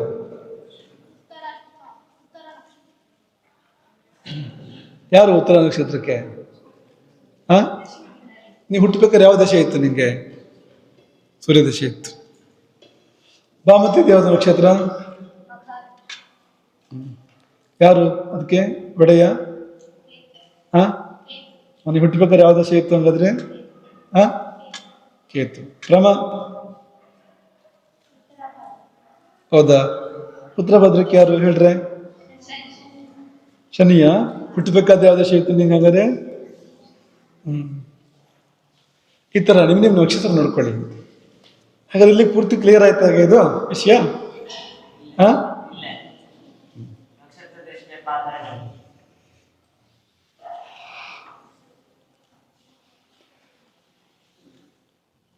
ನೀವು ಹುಟ್ಟುವಾಗ ದಶೆಯ ಕೆಲವು ಭಾಗ ಕಳೆದಿರಬಹುದು, ಅದು ವಿಷಯ. ಈಗ ನಿಮಗೆ ಹುಟ್ಟುವಾಗ ಗುರುದಶೆ ಇತ್ತು ಅಂತ ಅನ್ಕೊಳ್ಳಿ. ನೀವು ಪುನರ್ವಸು ನಕ್ಷತ್ರ ಗುರುದಶೆ ಇತ್ತು, ರಾಮನೇ ತಗೊಂಡು ಗುರುದಶೆ ಇತ್ತು. ಗುರುದಶೆ ಪ್ರಾರಂಭದಿಂದ ಇರುತ್ತೆ ಅಂತಿಲ್ಲ. ಏನು, ಜನ್ಮ ಪೂರ್ವದಲ್ಲಿ ಒಂದಿಷ್ಟು ದಶೆ ಕಳೆದಿರ್ತದೆ. ಹಾಗಂದ್ರೆ ಏನು ಏನು ಅಂದ್ರೆ ಈ ಜನ್ಮ ಅನ್ನೋದು ಪೂರ್ವ ಜನ್ಮದ ಕಂಟಿನ್ಯೂಯೇಷನ್. ನಿಮಗೆ ಹಿಂದಿನ ಜನ್ಮದಲ್ಲಿ ಕೊನೆಯಲ್ಲಿ ಯಾವ ದಶೆ ಇತ್ತೋ ಅದೇ ಮುಂದುವರಿಯೋದು.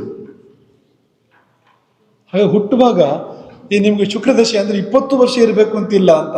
16 ವರ್ಷ ಹಿಂದೆ ಕಳೆದಿರ್ಬೋದು, ಹುಟ್ಟೋಕ್ಕಿಂತ ಮೊದಲೇ ಕಳೆದಿರ್ಬೋದು. ಹಾಗಾಗಿ ಜಾತಕದಲ್ಲಿ ಏನ್ ಹಾಕ್ತಾರೆ? ಗರ್ಭಶಿಷ್ಟ ಇಂತಿಷ್ಟು ವರ್ಷ ಅಂತ.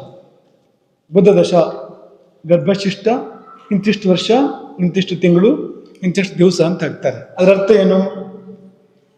ಹುಟ್ಟೋಕ್ಕಿಂತ ಮೊದಲೇ ಗರ್ಭದಲ್ಲಿ ಮತ್ತು ಗರ್ಭಕ್ಕಿಂತ ಪೂರ್ವ. ಗರ್ಭದಲ್ಲಿ ಕೂಡ ಇದೆ ಅಲ್ವಾ ಸುಖ ದುಃಖ ಅನುಭವ? ಗರ್ಭದಲ್ಲಿ ಇದೆಯೋ ಇಲ್ವೋ? ಜೀವ ಗರ್ಭದಲ್ಲಿ ಕಷ್ಟಪಡುತ್ತೆ ಅಂತ ಹೇಳಿದ್ ಕೇಳಿದಿರಲ್ಲ ನೀವು? ದುಃಖ ಪಡುತ್ತೆ ಅಂತ. ದುಃಖ ಪಡುತ್ತೆ ಅಂದ್ರೆ ಏನು? ಕರ್ಮಫಲ ಅದು ಅಲ್ವಾ? ಸುಖನೂ ಪಡುತ್ತೆ ಜೀವ, ಕರ್ಮಫಲ ಅದು. ಈಗ ಗರ್ಭದಲ್ಲಿ ಕೆಲವು ಶಿಶುಗಳು ಸಾಯ್ತವೆ, ಏನದು? ಕರ್ಮಫಲ ಅದು. ಅಂದ್ರೆ ದಶೆ ಇದೆ ಅಂತೆ, ಅದು ದಶೆ ಇದೆ. ಅಲ್ಲಿ ಯಾರೋ ಅಷ್ಟಮಾಧಿಪತಿಯೋ ಅಷ್ಟಮದ ಗ್ರಹವೋ ಯಾವುದೋ ಬಂದು ಕೂತಿದೆ ಅಲ್ಲಿ ಆವತ್ತಿಗೆ ಸರಿಯಾಗಿ ಅಂತ. ಹಾಗಾಗಿ ಸಾವು ಬರುತ್ತೆ ಅಲ್ಲಿ. 2-3 ಮಕ್ಕಳು ಒಟ್ಟಿಗೆ ಇರ್ತಾರೆ, ಕೆಲವು ಬಾರಿ ಒಬ್ಬರೇ ಇರ್ತಾರೆ. ದಪ್ಪ ಇರುತ್ತೆ, ಸಪ್ರ ಇರುತ್ತೆ, ಕಪ್ಪಿರುತ್ತೆ, ಬಿಳಿ ಇರುತ್ತೆ, ಹೌದಾ ಅಲ್ವಾ? ಕೆಲವು ಶಿಶುಗಳು ಅವಕ್ಕೆ ತಾಯಿ ಮೆಣಸಿನಕಾಯಿ ತಿಂದ್ರೆ ಮೆಣಸಿನಕಾಯಿ ಸಿಗುತ್ತೆ ಅವಕ್ಕೆ ಒಳಗಡೆಗೆ. ತಾಯಿ ಸಿಹಿ ತಿಂದ್ರೆ ಸಿಹಿ ಸಿಗುತ್ತೆ. ಒಂದೇ ತರ ಇರುತ್ತೆ ಅದು. ಎಲ್ಲ ತಾಯಿ ಅಂದ್ರೆ ಒಂದೇ ತರ ತಿಂತಾರ? ಇಲ್ಲ ಅಲ್ವಾ? ಕರ್ಮಫಲ ಅಂದ್ರೆ ದಶೆಗಳು ಬೇರೆ ಇದೆ ಅಲ್ಲಿ ಅಂತ.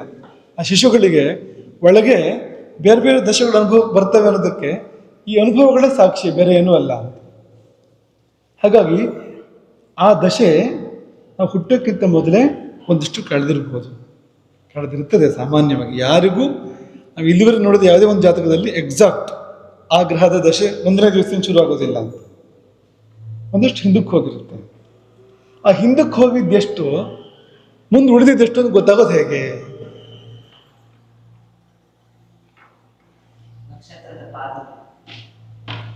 ಕೇವಲ ಪಾದದ ಮೇಲೆ ಅಲ್ಲ,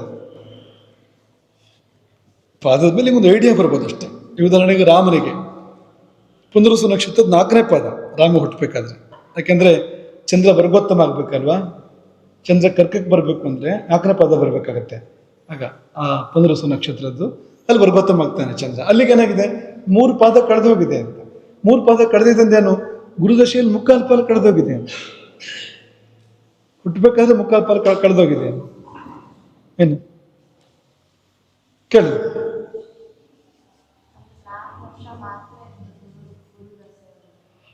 4 ವರ್ಷ ಇರಬೇಕು ಅಂತಿಲ್ಲ, ಅದನ್ನೇ ಹೇಳಿದ್ದು. ಈಗ 4ನೇ ಪಾದದಲ್ಲಿ ಎಷ್ಟು ದೂರ ಹೋಗಿದ್ದಾನೆ ಚಂದ್ರ ಗೊತ್ತಿಲ್ಲ ಅಂತ. ನಿಮ್ಗೆ ಸರಿಯಾಗಿ ಹೇಳ್ಬೇಕು ಅಂದ್ರೆ, ಈಗ ರಾಮನದು ಪುನರ್ವಸು ನಕ್ಷತ್ರ ಅಂದ್ರೆ ಅರ್ಥ ಏನು? ರಾಮ ಹುಟ್ಟುವಾಗ ಚಂದ್ರ ಪುನರ್ಸು ನಕ್ಷತ್ರದ ನೇರದಲ್ಲಿದ್ದ ತಾನೇ ಅರ್ಥ. ಇನ್ನು ಯಾರ್ದೋ ಉತ್ತರ ನಕ್ಷತ್ರ ಅಂದ್ರೆ ಏನು, ಯಾರ್ದೋ ಮಘ ನಕ್ಷತ್ರ ಅಥವಾ ಹುಬ್ಬ ನಕ್ಷತ್ರ ಅಂದ್ರೆ ಏನು, ಅವ್ರು ಹುಟ್ಟುವಾಗ ಚಂದ್ರ ಆ ನಕ್ಷತ್ರದ ನೇರದಲ್ಲಿದ್ದ ಆಕಾಶದಲ್ಲಿ ಅಂತಾನೆ ಅರ್ಥ. ಅದಕ್ಕೆ ಆ ನಕ್ಷತ್ರದಲ್ಲಿ ಚಂದ್ರ ಇದ್ದ ಅಂತಾನೆ ಅರ್ಥ ಅದಕ್ಕೆ ಅಂತ. ಹಾಗಾಗಿ ಆ ದಶೆ ಅಂತ, ಆ ನಕ್ಷತ್ರಕ್ಕೆ ಹೇಳಿದ ದಶೆ ಹೇಳಿದ್ರೆ ಆ ದಶೆ ಬರುತ್ತೆ ಅಂತ. ಈಗಿರೋದು ಏನಂತ, ಚಂದ್ರ ಎಷ್ಟು ದೂರ ಹೋಗಿದ್ದಾನೆ, ಆ ನಕ್ಷತ್ರದ ನೇರದಲ್ಲಿ ಚಂದ್ರ ಎಷ್ಟು ದೂರ ಹೋಗಿದ್ದಾನೆ. ಯಾಕಂದ್ರೆ ನಕ್ಷತ್ರ ತುಂಬ ವಿಸ್ತಾರವಾಗಿರುವಂಥದ್ದು, 4 ಪಾದ ಇದೆಯಲ್ಲ ಅದಕ್ಕೆ, ಎಷ್ಟು ದೂರ ಹೋಗಿದ್ದಾನೆ ಅಂತ. ಅದರ ಆಧಾರದ ಮೇಲೆ ಎಷ್ಟು ಕಳೀತು, ಇನ್ನೆಷ್ಟು ಹೋಗೋಕ್ ಬಾಕಿ ಇದೆ, ಎಷ್ಟು ಉಳೀತು.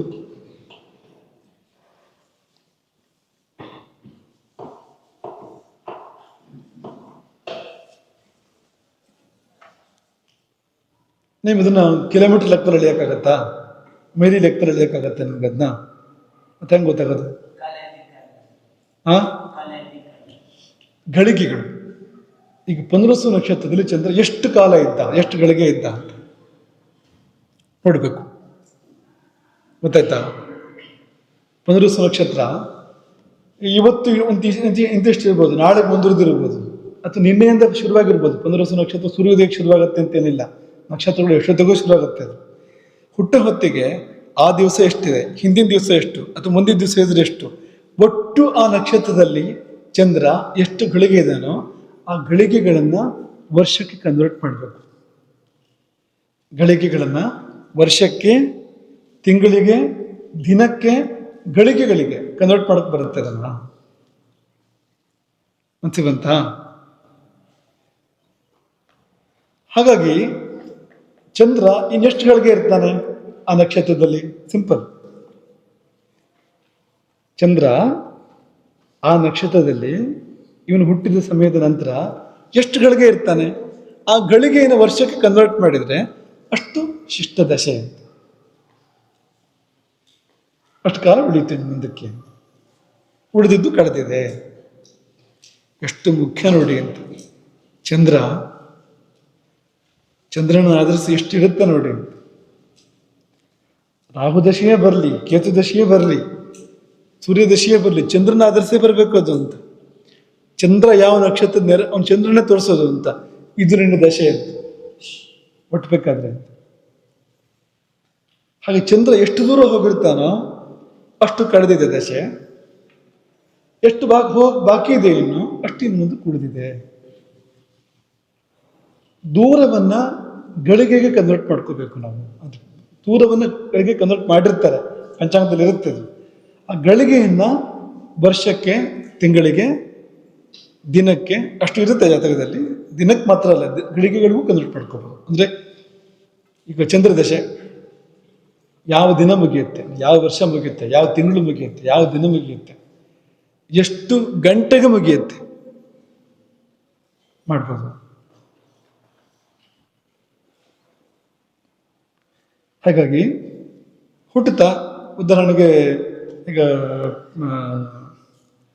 ಚಿತ್ರಾ ನಕ್ಷತ್ರ ಅಂತ ಅನ್ಕೊಳ್ಳಿ. ಈಗ ಕುಜದಶೆ ಮುಕ್ಕಾಲು ಪಾಲು ಮುಗಿದೋಗಿತ್ತು ಅಂದರೆ ಕಾಲು ಭಾಗ ಅಷ್ಟು ಶ್ರೇಷ್ಠ ತೋರಿಸ್ತಾರೆ, ಅಥವಾ ಅರ್ಧ ಮುಗಿದಿತ್ತು ಅಂದರೆ 3 ವರ್ಷ ಉಳಿದಿರುತ್ತೆ. ಆ 3 ವರ್ಷದ ನಂತರ ರಾಹುದಶೆ ಶುರುವಾಗುತ್ತೆ, 18 ವರ್ಷ. ಅದನ್ನು ಹಾಗಾಗಿ ಹೋಗುತ್ತೆ. 18 ವರ್ಷ ರಾಹುದಶೆ, ಆಮೇಲೆ 16 ವರ್ಷ ಗುರುದಶೆ, ಆಮೇಲೆ 19 ವರ್ಷ ಶನಿ ದಶೆ, 17 ವರ್ಷ ಬುಧ ದಶೆ, 7 ವರ್ಷ ಕೇತು ದಶೆ, ಬದುಕಿದ್ರೆ 20 ವರ್ಷ ಶುಕ್ರ ದಶೆ, ಆಮೇಲೆ ಈಗ ಹೋಗುತ್ತೆ. ಅರ್ಥ ಆಯ್ತಾ ನಿಮಗಿದು? ಅರ್ಥ ಆಯ್ತಾ? ಚೂರಾರು ಅರ್ಥ ಆಯ್ತಾ? ಸ್ವಲ್ಪ ಅರ್ಥ ಆಯ್ತಾ?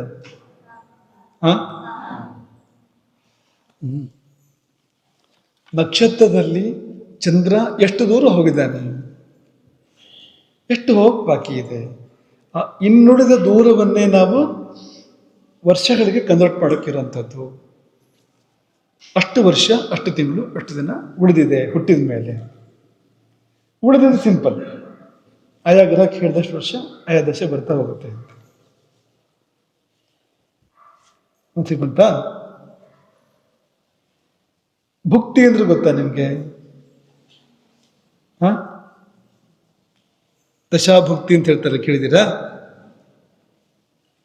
ಈಗ ದಶಾಧಿಪತಿ ರವಿ ಅಲ್ವಾ, 6 ವರ್ಷದ ಪೀರಿಯಡ್ ಇದೆ ಅವನಿಗೆ. ಅವನು ನಾಯಕ, ಅವನು ದಶಾನಾಯಕ. ಅವನು ಉಪನಾಯಕರು ಬರ್ತಾರೆ ಮಧ್ಯದಲ್ಲಿ ಅಂತ.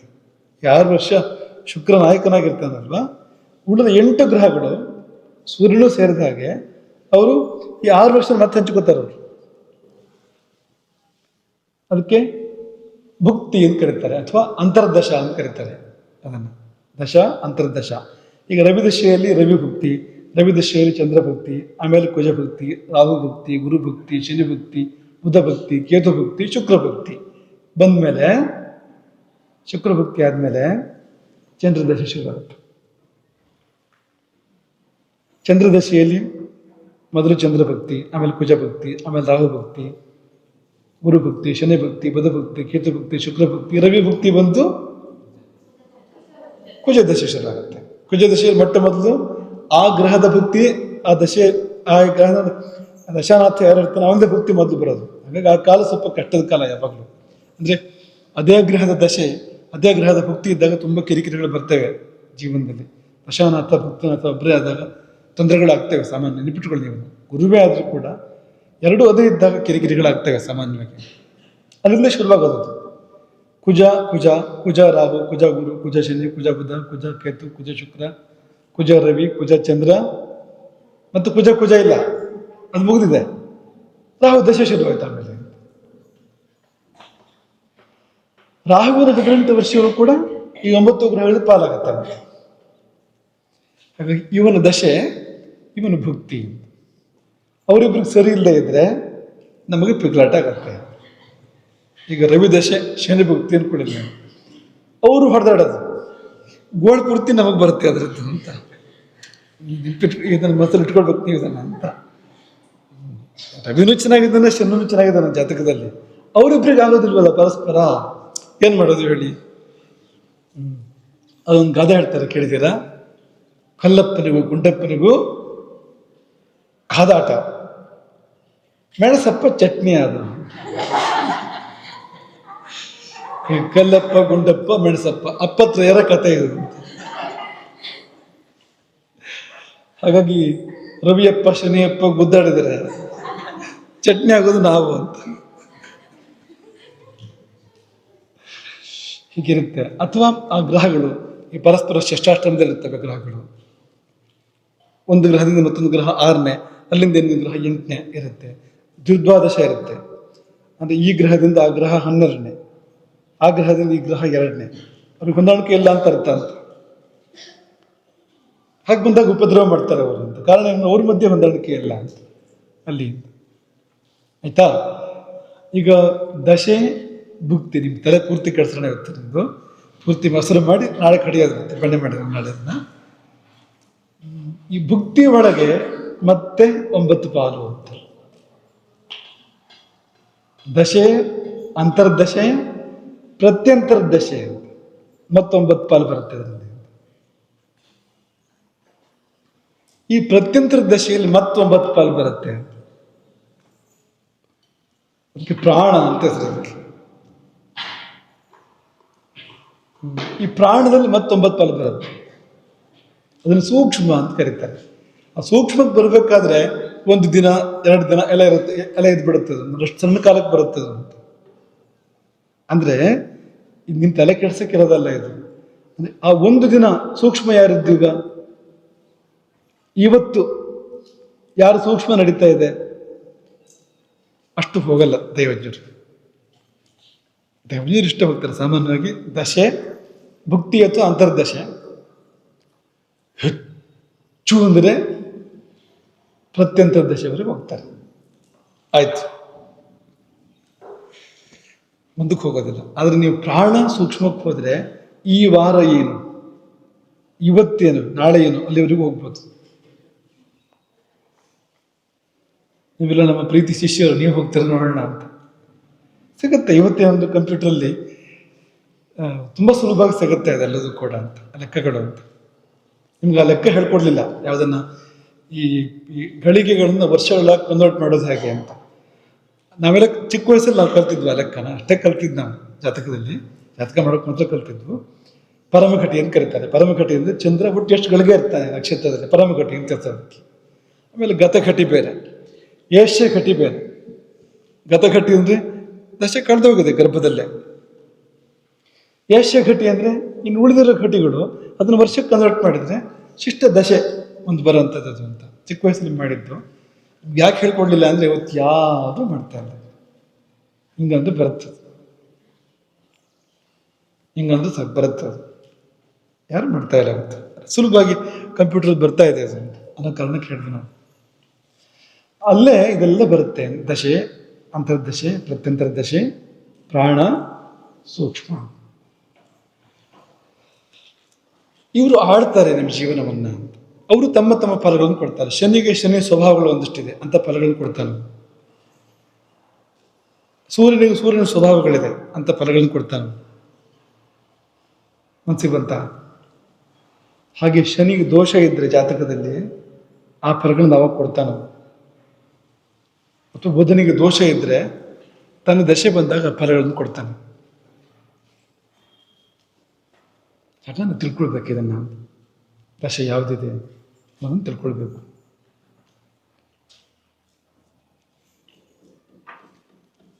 ಇದಿಷ್ಟು ನೆನ್ಪಿಟ್ಕೊಳಕ್ಕಿರೋಂಥದ್ದು ನನಗೆ. ಅಂದರೆ ನಕ್ಷತ್ರಕ್ಕೊಬ್ಬ ಒಡೆಯ ಗ್ರಹ ಇದ್ದಾನೆ. ಒಂದೊಂದು ಗ್ರಹಗಳ ಕೈಯಲ್ಲಿ 3 ನಕ್ಷತ್ರಗಳಿದ್ದಾವೆ. 9 ಗ್ರಹಗಳಿಗೆ 27 ನಕ್ಷತ್ರಗಳು. ಹಾಗಾಗಿ ಒಡೆಯ ಯಾರು ಅವನ ದಶೆಯಿಂದ ಜೀವನ ಪ್ರಾರಂಭ ಆಗುತ್ತೆ. ನಮ್ಮ ನಕ್ಷತ್ರ ಯಾವುದು ಅದರ ಒಡೆಯ ಯಾರೋ ಅವನ ದಶೆ ಮೊದಲು ಅಂತ. ಯಾಕಂದ್ರೆ ನಕ್ಷತ್ರದ ಅಧಿಪತಿ ಅವನಾಗಿದ್ದರಿಂದ ಅವನು ಶುರು ಮಾಡ್ತಾನೆ ಜೀವನವನ್ನ. ಉಳಿದವರು ಮುಂದುವರಿಸ್ತಾರೆ, ಅದೇ ಕ್ರಮದಲ್ಲಿ ಮುಂದುವರಿಸ್ತಾರೆ. ಈಗ ಗುರು ಶುರುವಾಯಿತು ಅಂದರೆ ಮತ್ತೆ ಹೊಸದಾಗಿ ರವಿ ಅಂತ ಹೋಗಲ್ಲ. ಗುರು ಆದಮೇಲೆ ಶನಿ ಬರುತ್ತೆ, ಬುಧ ಬರುತ್ತೆ, ಕೇತು ಬರುತ್ತೆ, ಹಾಗೆ ಹೋಗಿ ರವಿ ಬರುವಂಥದ್ದು. ಎಲ್ಲಿಂದ ಪ್ರಾರಂಭ ಆಗುತ್ತೋ ಅದೇ ಥರ ಮುಂದುವರಿಯುತ್ತೆ. ಆ ಸರಣಿ ಸೂರ್ಯಚಂದ್ರ ಮಂಗಲ ಬುಧ ಗುರು ಶುಕ್ರ ಶನಿ ರಾಹು ಕೇತು ಅಲ್ಲ. ಮತ್ತೆ ಹಾಗೆ ಸೂರ್ಯಚಂದ್ರ ಮಂಗಲ ರಾಹು ಗುರು ಶನಿ ಬುಧ ಕೇತು ಶುಕ್ರ ಹೀಗೆ ಹೋಗುವಂಥದ್ದು ಅದು. ಆಯ್ತಾ? ಒಂದೊಂದು ಗ್ರಹಕ್ಕೂ ನಿರ್ದಿಷ್ಟವಾದ ಅವಧಿ ಇದೆ. ಉದಾಹರಣೆಗೆ 6 ವರ್ಷ ಯಾರಿದ್ದು? 18 ವರ್ಷ ಯಾರಿದ್ದು? 16 ಪಕ್ಕ ಹೇಳ್ಬೇಕು, ನೋಡದೆ ಹೇಳ್ಬೇಕು ಅದನ್ನು. ಕೇತು 17 ಯಾರಿದ್ದು? 10 ಯಾರಿದ್ದು? 7 ಇಬ್ರಿಗಿದೆ. ಯಾರಿಬ್ಬರಿಗೆ? ಇಷ್ಟಿಷ್ಟು ಅವಧಿಗಳು ಅವರಿದ್ದು. ಮತ್ತು ನಾವು ಹುಟ್ಟುವಾಗಲೇ ದಶೆಯಲ್ಲಿ ಕೆಲವು ಭಾಗ ಸಂದು ಹೋಗಿರುತ್ತೆ. ಸಂದು ಹೋಗಿದ್ದು ಏನು ಅಂದರೆ ಅದು ಹಿಂದಿನ ಜನ್ಮದಲ್ಲಿ ನಾವು ಅನುಭವಿಸಿರ್ತೇವೆ. ಹಿಂದಿನ ಜನ್ಮದ ಕೊನೆಯಲ್ಲಿರುವಂಥ ದಶೆ ಅದು ಗರ್ಭದಲ್ಲಿ ಒಂದಷ್ಟು ಉಳ್ಕೊಂಡಿರುತ್ತೆ. ಅದ್ರ ಭಾಗ ಶೇಷ ಗರ್ಭದಲ್ಲಿ ಒಂದಷ್ಟು ಬರುತ್ತೆ, ಉಳಿದಿದ್ದು ಹುಟ್ಟಿದ ಮೇಲೆ. ಮನಸ್ಸಿಗೆ ಬಂತ? 9 ಗ್ರಹಗಳು ನಮ್ಮ ಜೀವನ ಪಾಲಿಸಿಕೊಂಡಿದ್ದಾವೆ. ಅವರ ದಶೆ ಒಳಗೆ ಮತ್ತೆ ಒಳಗಡೆ ಪಾಲುಗಳಿದೆ. ಅದರೊಳಗೆ ಮತ್ತೆ ಪಾಲಿದೆ, ಅದರೊಳಗೆ ಮತ್ತೆ ಪಾಲಿದೆ, ಅದರೊಳಗೆ ಮತ್ತೆ ಪಾಲಿದೆ. ದಶೆ, ಅಂತರ್ದಶೆ, ಪ್ರತ್ಯಂತರ ದಶೆ, ಪ್ರಾಣ, ಸೂಕ್ಷ್ಮ, ಇಲ್ಲಿವರೆಗೂ ಹೋಗ್ಬೋದು ನಾವು. ಅಂದರೆ ತುಂಬ ಡಿಟೇಲ್ ಆಗಿ ಹೋಗ್ಬೋದು, ತುಂಬ ಹತ್ರ ಹೋಗ್ಬೋದು ಹೋದಾಗ. ಮುಂಚೆ ಬಂತ? ಹಾಗಾಗಿ ತುಂಬ ಸಿಂಪಲ್. ತೊಂದರೆ ಆಗ್ತಾ ಇದೆ ಜೀವನದಲ್ಲಿ ಅಂದರೆ ಯಾವ ಗ್ರಹದ ದಶೆ ನಡೀತಾ ಇದೆ, ಯಾವ ಗ್ರಹದ ಭುಕ್ತಿ ನಡೀತಾ ಇದೆ, ಆ ಗ್ರಹಕ್ಕೆ ಸಮಾಧಾನ ಆಗುತ್ತಲ್ಲ ಅಂಥ ಕಾರ್ಯಗಳನ್ನು ಮಾಡಿದಾಗ ಕ್ಲೇಶ ಕಡಿಮೆ ಆಗುತ್ತೆ. ಉದಾಹರಣೆಗೆ ಸೂರ್ಯ ದಶೆ ಇದೆ, ತುಂಬ ತೊಂದರೆ ಆಗ್ತಾ ಇದೆ, ರುದ್ರಾನುಷ್ಠಾನ ಮಾಡ್ಬೋದು, ರುದ್ರ ಹೋಮ ಮಾಡ್ಬೋದು, ರುದ್ರಾನುಷ್ಠಾನ ಮಾಡ್ಬೋದು ಆ ಸಮಯದಲ್ಲಿ. ಮನಸ್ಸಿಗೆ ಬಂತ? ಶನಿ ದಶೆ ಇದೆ, ತುಂಬ ಕಿರುಕುಳ ಆಗ್ತಾ ಇದೆ ಅಂದರೆ ಆಂಜನೇಯನ ಸೇವೆ ಮಾಡ್ಬೋದು, ಶನಿ ಕಾಟ ಕೊಡೋದು ಕಡಿಮೆ ಆಗುತ್ತೆ. ಆಗ ಎಳ್ಳೆಣ್ಣೆಲ್ಲಿ ಮುಖ ನೋಡ್ಕೊಡೋದು ಎಲ್ಲ ಮಾಡ್ತಾ ಇರ್ತಾರಲ್ಲ, ಆಂಜನೇಯನಿಗೆ ದೀಪ ಹಚ್ಚಿ ಕೊಡು ಅಂತ ಹೇಳ್ತಾರೆ. ಎಳ್ಳೆಣ್ಣೆಲ್ಲಿ ಮುಖ ನೋಡಿ ಆಂಜನೇಯನಿಗೆ ದೀಪ ಹಚ್ಚಿ ಕೊಡು ಅಂತ ಹೇಳ್ತಾರೆ. ಎಳ್ಳು ಅಂದರೆ ಯಾವ ಗ್ರಹ? ಎಳ್ಳು ಅಂದರೆ ಆಂಜನೇಯ ಅಂದರೂ ಕೂಡ ಶನಿಯೇ ಅಲ್ವಾ? ಹಾಗಾಗಿ ಎಳ್ಳೆಣ್ಣೆಯಲ್ಲಿ ಮುಖ ನೋಡಿ ಆಂಜನೇಯನ ಒಂದು ದೀಪ ಹಚ್ಚಿದ್ರೆ ಶನಿ ಶಾಂತ ಆಗ್ತಾನೆ ಅಂತ ತಾತ್ಪರ್ಯ ಇರೋದು ಹಾಗೆ. ಗುರು ಅಂದರೆ ಒಬ್ಬ ಕರುಣಾನಿಧಿ ಅಂತ ಒಬ್ಬ ರಾಜಕಾರಣಿ ಅಂತ ಈಗೆಲ್ಲ ತಮಿಳುನಾಡಲ್ಲಿ DMK ದ್ರಾವಿಡ ಇವರು ದೇವರು ಇದನ್ನೆಲ್ಲ ನಂಬೋರಲ್ಲ ಅವರು, ಧರ್ಮ ದೇವರು ಇದೆಲ್ಲ ತುಂಬ ದೂರ. ಆದರೆ ಅವ್ರ ಹೆಗಲ ಮೇಲೆ ಒಂದು ಹಳದಿ ಶಾಲು ಇರ್ತಿತ್ತು ಯಾವಾಗಲೂ, ಹಳದಿ ಶಾಲು. ಈ ಹಳದಿ ಅಂದರೆ ಗುರುವಿನ ಬಣ್ಣ ಅದು. ಹಾಗಾಗಿ ಅದು ಸುಲಭದ ಗೆಸ್ ವರ್ಕ್ ಅದು ಅಂತ. ಯಾವುದೋ ಜ್ಯೋತಿಷಿಗಳು ಯಾವುದೋ ದೈವಜ್ಞರು ಗುರುವಿನ ದೋಷ ಇದೆ ಹಾಗಾಗಿ ಹಳದಿ ಶಾಲು ಹಾಕ್ಕೊಂಡು ಅಂತ ಹೇಳಿರ್ತಾರೆ ಅಂತ. ಸುಮ್ಮನೆ ಹೇಳಿದ್ದು ನಿಮಗೆ ಯಾವ ಥರ ಹೋಗುತ್ತೆ ಇದು ಅಂತ. ಇಲ್ಲಿ ಆಯಾ ಗ್ರಹದ ದಶೆ ಭುಕ್ತಿಗಳು ಬಂದಾಗ, ತೊಂದರೆ ಇದ್ದಾಗ ಅದಕ್ಕೆ ಹಿಡಿದ ದಾನಗಳನ್ನು ಮಾಡೋದು, ಅನುಷ್ಠಾನಗಳನ್ನು ಮಾಡೋದ್ರಿಂದಾಗಿ ಅದ್ರ ದೋಷ ಕಡಿಮೆ ಆಗುತ್ತೆ ಅಥವಾ ಗುಣ ಜಾಸ್ತಿ ಆಗುತ್ತೆ ಅನ್ನೋದು ಇರೋದು. ಹಾಗೆ ನೀವು ಜೀವನವನ್ನು ಕೂಡ ಪ್ಲಾನ್ ಮಾಡ್ಬೋದು ಅಂತ. ಯಾವಾಗ ಸೂರ್ಯದಶೆ ಬರುತ್ತೆ, ಯಾವಾಗ ಗುರುದಶೆ ಬರುತ್ತೆ, ಪ್ಲಾನ್ ಮಾಡ್ಬೋದು ಅಂತ. ಅನುಕೂಲ ಯಾವಾಗ ಇದೆ ನಮಗೆ, ಇಂತಹ ಅವಧಿಯಲ್ಲಿ ತುಂಬ ಶಕ್ತಿ ಇರುತ್ತೆ ನನ್ನ ಜೀವನದಲ್ಲಿ, ಆ ಸಮಯದಲ್ಲಿ ಇಂಥ ಕಾರ್ಯಗಳು ಇಟ್ಕೊಳ್ತೇನೆ ಅಂತ ಪ್ಲಾನ್ ಮಾಡ್ಬೋದು ಅಂತ. ಸರಿಯಾಗಿ ನಮಗೆ ಜ್ಯೋತಿಷದ ಪರಿಚಯ ಚೆನ್ನಾಗಿದ್ರೆ ನಮ್ಮ ಜೀವನ ಪ್ಲಾನ್ ಮಾಡೋಕ್ಕಾಗುತ್ತೆ. ನಮ್ಮ ಸ್ವಂತ ಅನುಭವದಲ್ಲಿ ಇದು ಫಲ ಕೊಟ್ಟದನ್ನ ನೋಡಿದ್ದೀವಿ ನಾವು. ಈ ಗುರುದಶೆ ಅನ್ನೋ ಒಂಥರ ಇರ್ತದೆ. ಗುರುದಶೆಯಲ್ಲಿ ನಾವು ಗುರುವಾಗಿದ್ದು, ಗುರುದಶೆಯಲ್ಲೇ ಗುರುವಾಗಿದ್ದು ನಾವಂತ. ರಾಹುದಶೆ ಮುಗಿದು ಗುರುದಶೆ ಪ್ರಾರಂಭ ಆಗಬೇಕಾದ್ರೆ ಸಂಧಿ ಶಾಂತಿ ಮಾಡಿ, ರಾಹು ಬೃಹಸ್ಪತಿ ಸಂಧಿ ಶಾಂತಿ ಮಾಡಿ ಮಠಕ್ಕೆ ಹೊರಟಿದ್ದು ಅಂತ, ಅಲ್ಲಿಂದ ಅಂತ. ಸಂಧಿ ಶಾಂತಿ ಅಂದರೆ ಎಕ್ಸಾಕ್ಟ್ ಗುರುದಶೆ ಶುರುವಾಗ ಹೊತ್ತಿಗೆ ಗುರು ಆದ್ವು ನಾವು. ಎಷ್ಟು ಸಂಬಂಧ ಇದೆ ನೋಡಿ ಅದಕ್ಕೂ ಆ ಗ್ರಹಕ್ಕೂ ಜೀವನಕ್ಕೂ ಏನೋ ಬಾಂಧವ್ಯ ನೋಡಿ. ಗುರುವಿನ ಜೊತೆ ಕುಜ ಇದ್ದಾನೆ. ಆ ಸಮಯದಲ್ಲಿ ಗುರುದಶೆ ಇದ್ದಾಗ ಉತ್ಸಾಹ, ತಿರುಗಾಟ ತುಂಬ ಇರ್ತಿತ್ತು. ಶನಿ ದಶೆ ಬಂದಾಗ ಆ ಥರ ತಿರುಗಾಟ ಇಲ್ಲ, ಸಾಕು ಬಿಡು ಅಂತ ಅನ್ಸುತ್ತಾನೆ. ಶನಿ ಸ್ವಭಾವ ಅದು ಬರುತ್ತೆ ಅಂದೆ, ಈ ಮಕ್ಕಳಿಗೆ ಪಾಠ ಮಾಡ್ಕೊಂಡಿದ್ದು ಬಿಡೋಣ ಸಾಕು ಅವನ ತರ ಬರುತ್ತೆ ಅಂದೆ, ತಾನ ಬರುತ್ತೆ ಅದು ಅಂತ ತನ್ನಷ್ಟಕ್ಕೆ. ಹಾಗೆ ಇದನ್ನೆಲ್ಲ ನೋಡಿ ನಾವು ನಮ್ಮ ಜೀವನದ ಗತಾಗತಗಳನ್ನ ಚಿಂತನೆ ಮಾಡ್ಬೋದು.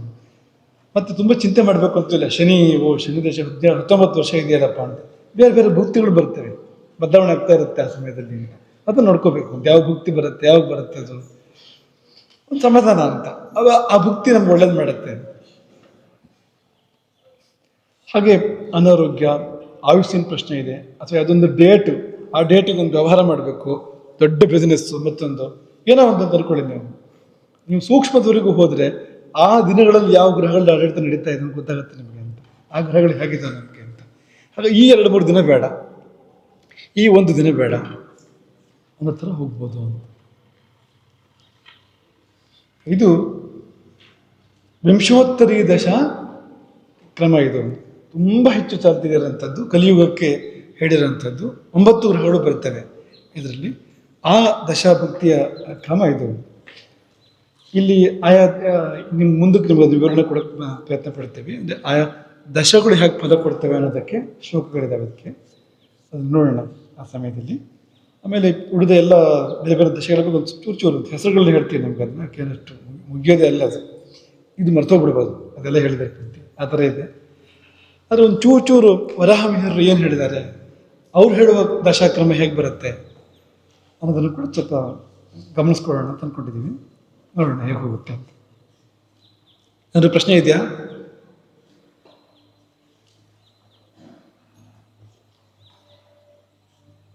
ದಶೆ ಅಂದರೆ ಅವಸ್ಥೆ.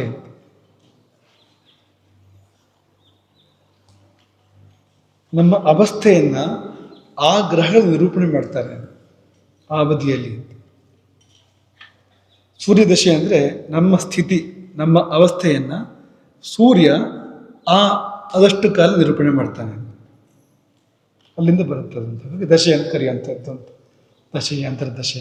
ಭುಕ್ತಿ ಅಂದೇನು? ಅನುಭವಿಸೋದು ಅಂತ. ಭೋಗ, ಭುಕ್ತಿ ಅಂದರೆ ಉಣ್ಣೋದು ಅಂತಲ್ವಾ, ಕರ್ಮಫಲ ಉಣ್ಣೋದು ಅಂತ. ಹಾಗಾಗಿ ಅದೇ ಅದು, ಬೇರೆ ಏನೂ ಅಲ್ಲ ಅಂತ. ಆದರೆ ಏನು ಕರ್ಮಫಲ ಉಣ್ತಾನೆ ಅನ್ನೋದನ್ನು ಆ ಗ್ರಹ ನಿರೂಪಣೆ ಮಾಡ್ತಾನೆ. ಇದನ್ನು ಉಣ್ಣಕ್ಕಿರೋದು ನೀನು ಅಂತ ಆ ಗ್ರಹ ನಿರೂಪಣೆ ಮಾಡ್ತಾನೆ. ಹಾಗಾಗಿ ಆ ಶಬ್ದ ಅದಕ್ಕೆ ಬಂದಿರುವಂಥದ್ದು. ಹಾಗೆ ದಶೆ ಅಂದರೆ ಅಂಚು ದಶೆ ಅಂತ ಹೇಳ್ತಾರೆ. ಇದೀಗ ನಿಮ್ಮ ಈಗ ಈ ಒಂದು ವಸ್ತ್ರ ಅಂತ ಅನ್ಕೊಳ್ಳಿ, ಇದು ಅಂಚು ಅಲ್ವಾ, ಇದು ದಶೆ ಅಂತ ಕರೀತಾರೆ ಸಂಸ್ಕೃತದಲ್ಲಿ. ಇದಕ್ಕೂ ದಶಾನ ಶಬ್ದ ಪ್ರಯೋಗ ಇದೆ. ನಿಮ್ಮ ಬಟ್ಟೆಗಳಿಗೆ ಒಂದು ಅಂಚು ಇರುತ್ತೆ ನೋಡಿ ಅಂತ ಅಲ್ವಾ. ಬಟ್ಟೆಗೆ ಜೀವನ ಅಂತ ಶಬ್ದ ಇದೆ, ಈ ಬಟ್ಟೆನ ಜೀವನ ಅಂತ. ಈ ಅಂಚು ಈ ಗ್ರಹಗಳು ಚೌಕಟ್ಟು ಹಾಕ್ತವೆ ಅಂತ, ಇದ್ರೊಳಗೆ ನನ್ನ ಜೀವನ ಅಂತ. ನನ್ನ ಕಾಲದಲ್ಲಿ ಈ ಬೌಂಡ್ರಿ ಒಳಗಿರು ನೀನು ಅಂತ. ಆ ಗ್ರಹಗಳು ಹಾಕಿದ ಸೀಮಾ ರೇಖೆಯೊಳಗೆ ಇರಬೇಕಾಗುತ್ತೆ ಆ ಸಮಯದಲ್ಲಿ ನಾವು ಅಂತ. ಹಾಗೂ ನೀವು ದಶಾನ ಶಬ್ದವನ್ನು ನೀವು ಅರ್ಥೈಸ್ಬೋದು ಅಂತ. ಹಾಗಾಗಿ ಇದು ನೆನ್ಪಿಟ್ಕೊಳ್ಳಿ. ಇನ ಶಿಷ್ಯ ಕುಜ ರಾಹುರ್ ಜೀವ ಮಂದಜ್ಞ ಕೇತು ಭೃಗುಜ, ಇದು ಕ್ರಮೇಣ. ಕೃತ್ತಿಕಾದಿಕ್ರಮೇಣ, ನಿಮ್ಮ ನಕ್ಷತ್ರಗಳು ಬಾಯಿಗೆ ಬಂದರೆ ಕೃತ್ತಿಕಾದಿಂದ ಶುರು ಮಾಡಿದ್ರೆ ಆಯಿತು. ಹಾಗಾಗಿ ಕೃತ್ತಿಕ, ರೋಹಿಣಿ, ಮೃಗಶಿರ, ಹಾಗೆ ಸೂರ್ಯ, ಚಂದ್ರ, ಕುಜ ಹೀಗೆ ಹೋಗುತ್ತದೆ, ಅದೇ ಪ್ರಕಾರ ಹೋಗುತ್ತದೆ. ಒಬ್ಬರು ನಕ್ಷತ್ರ ನೋಡಿದ ತಕ್ಷಣ ಗೊತ್ತಾಗುತ್ತೆ ಇಂಥದ್ದೇ ಒಡೆಯ ಇಂಥವನು ಅಂತ. ಹಾಗೆ ಮಾತು ಮುಗಿಸೋಕ್ಕಿಂತ ಮೊದಲು ಜಾತಕದ ಸೂಕ್ಷ್ಮಗಳು ಕೂಡ ಹೋಗ್ಬೋದು ಇದರಲ್ಲಿ. ಹೇಗೆ ಅಂದರೆ, ಈಗ ಶನಿ ಯಾವ ನಕ್ಷತ್ರದಲ್ಲಿದ್ದಾನೆ, ಶನಿ ನಮ್ಮ ಜಾತಕದಲ್ಲಿ ನೋಡ್ಕೋಬೇಕು. ಉದಾಹರಣೆಗೆ ಶನಿ ಪುನರ್ವಸು ನಕ್ಷತ್ರದಲ್ಲಿದ್ದಾನೆ ಅಂತ ಅನ್ಕೊಳ್ಳಿ. ಆ ನಕ್ಷತ್ರದ ಒಡೆಯ ಯಾರು? ಗುರುವಿನ ಛಾಯೆ ಅವನ ಮೇಲಿದೆ ಅಂತ ಅರ್ಥ ಅಂತ. ಗುರುವಿನ ಕೈಲಿದ್ದಾನೆ ಶನಿ. ಮನಸ್ಸಿಗೆ ಬಂತ? ಇದನ್ನ ವಿಮರ್ಶೆ ಮಾಡೋರು ನೋಡೋರು ತುಂಬ ಕಡಿಮೆ ಇವತ್ತಿನ ಕಾಲದಲ್ಲಿ. ಕೆಲವರು ಮಾಡೋರು ನಾವು ಗಮನಿಸಿದೆ ನಾವು ಅದನ್ನು. ಆಂಡ್ರೂ ಅಂತ ಒಬ್ಬ ವಿದೇಶಿಯ ಭಯಂಕರದ ಜ್ಯೋತಿಷ್ಕ, ಅವನು ದೈವಜ್ಞ, ಅವನು ತುಂಬ ಅಧ್ಯಯನ ಮಾಡಿದವನು. ಅವನು ಪೂರ್ತಿ ಇದ್ರ ಮೇಲೆ ಹೋಗ್ತಾ ಇದ್ದ ಅಂತ. ಒಂದು ಗ್ರಹ ಮತ್ತೊಂದು ಗ್ರಹದ ಕೈಯಲ್ಲಿದೆ ಅಂತ.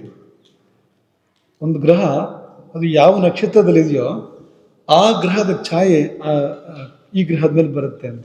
ರಾಶಿಗಳು ಬರುತ್ತಲ್ವಾ. ಈಗ ನೋಡಿ, ಅಂಥ ಬುಧ ಕುಜನ್ ಮನೆಗೆ ಬಂದಾಗ ಯಾವ ಥರ ಫಲ ಕೊಡ್ತಾನೆ ನೆನಪಿದೆ ನಮಗೆ? ಕುಜನ್ ಮನೆಗೆ ಬಂದಾಗ ಬುಧ ಎಂಥ ಫಲಗಳು ಕೊಡ್ತಾನೆ?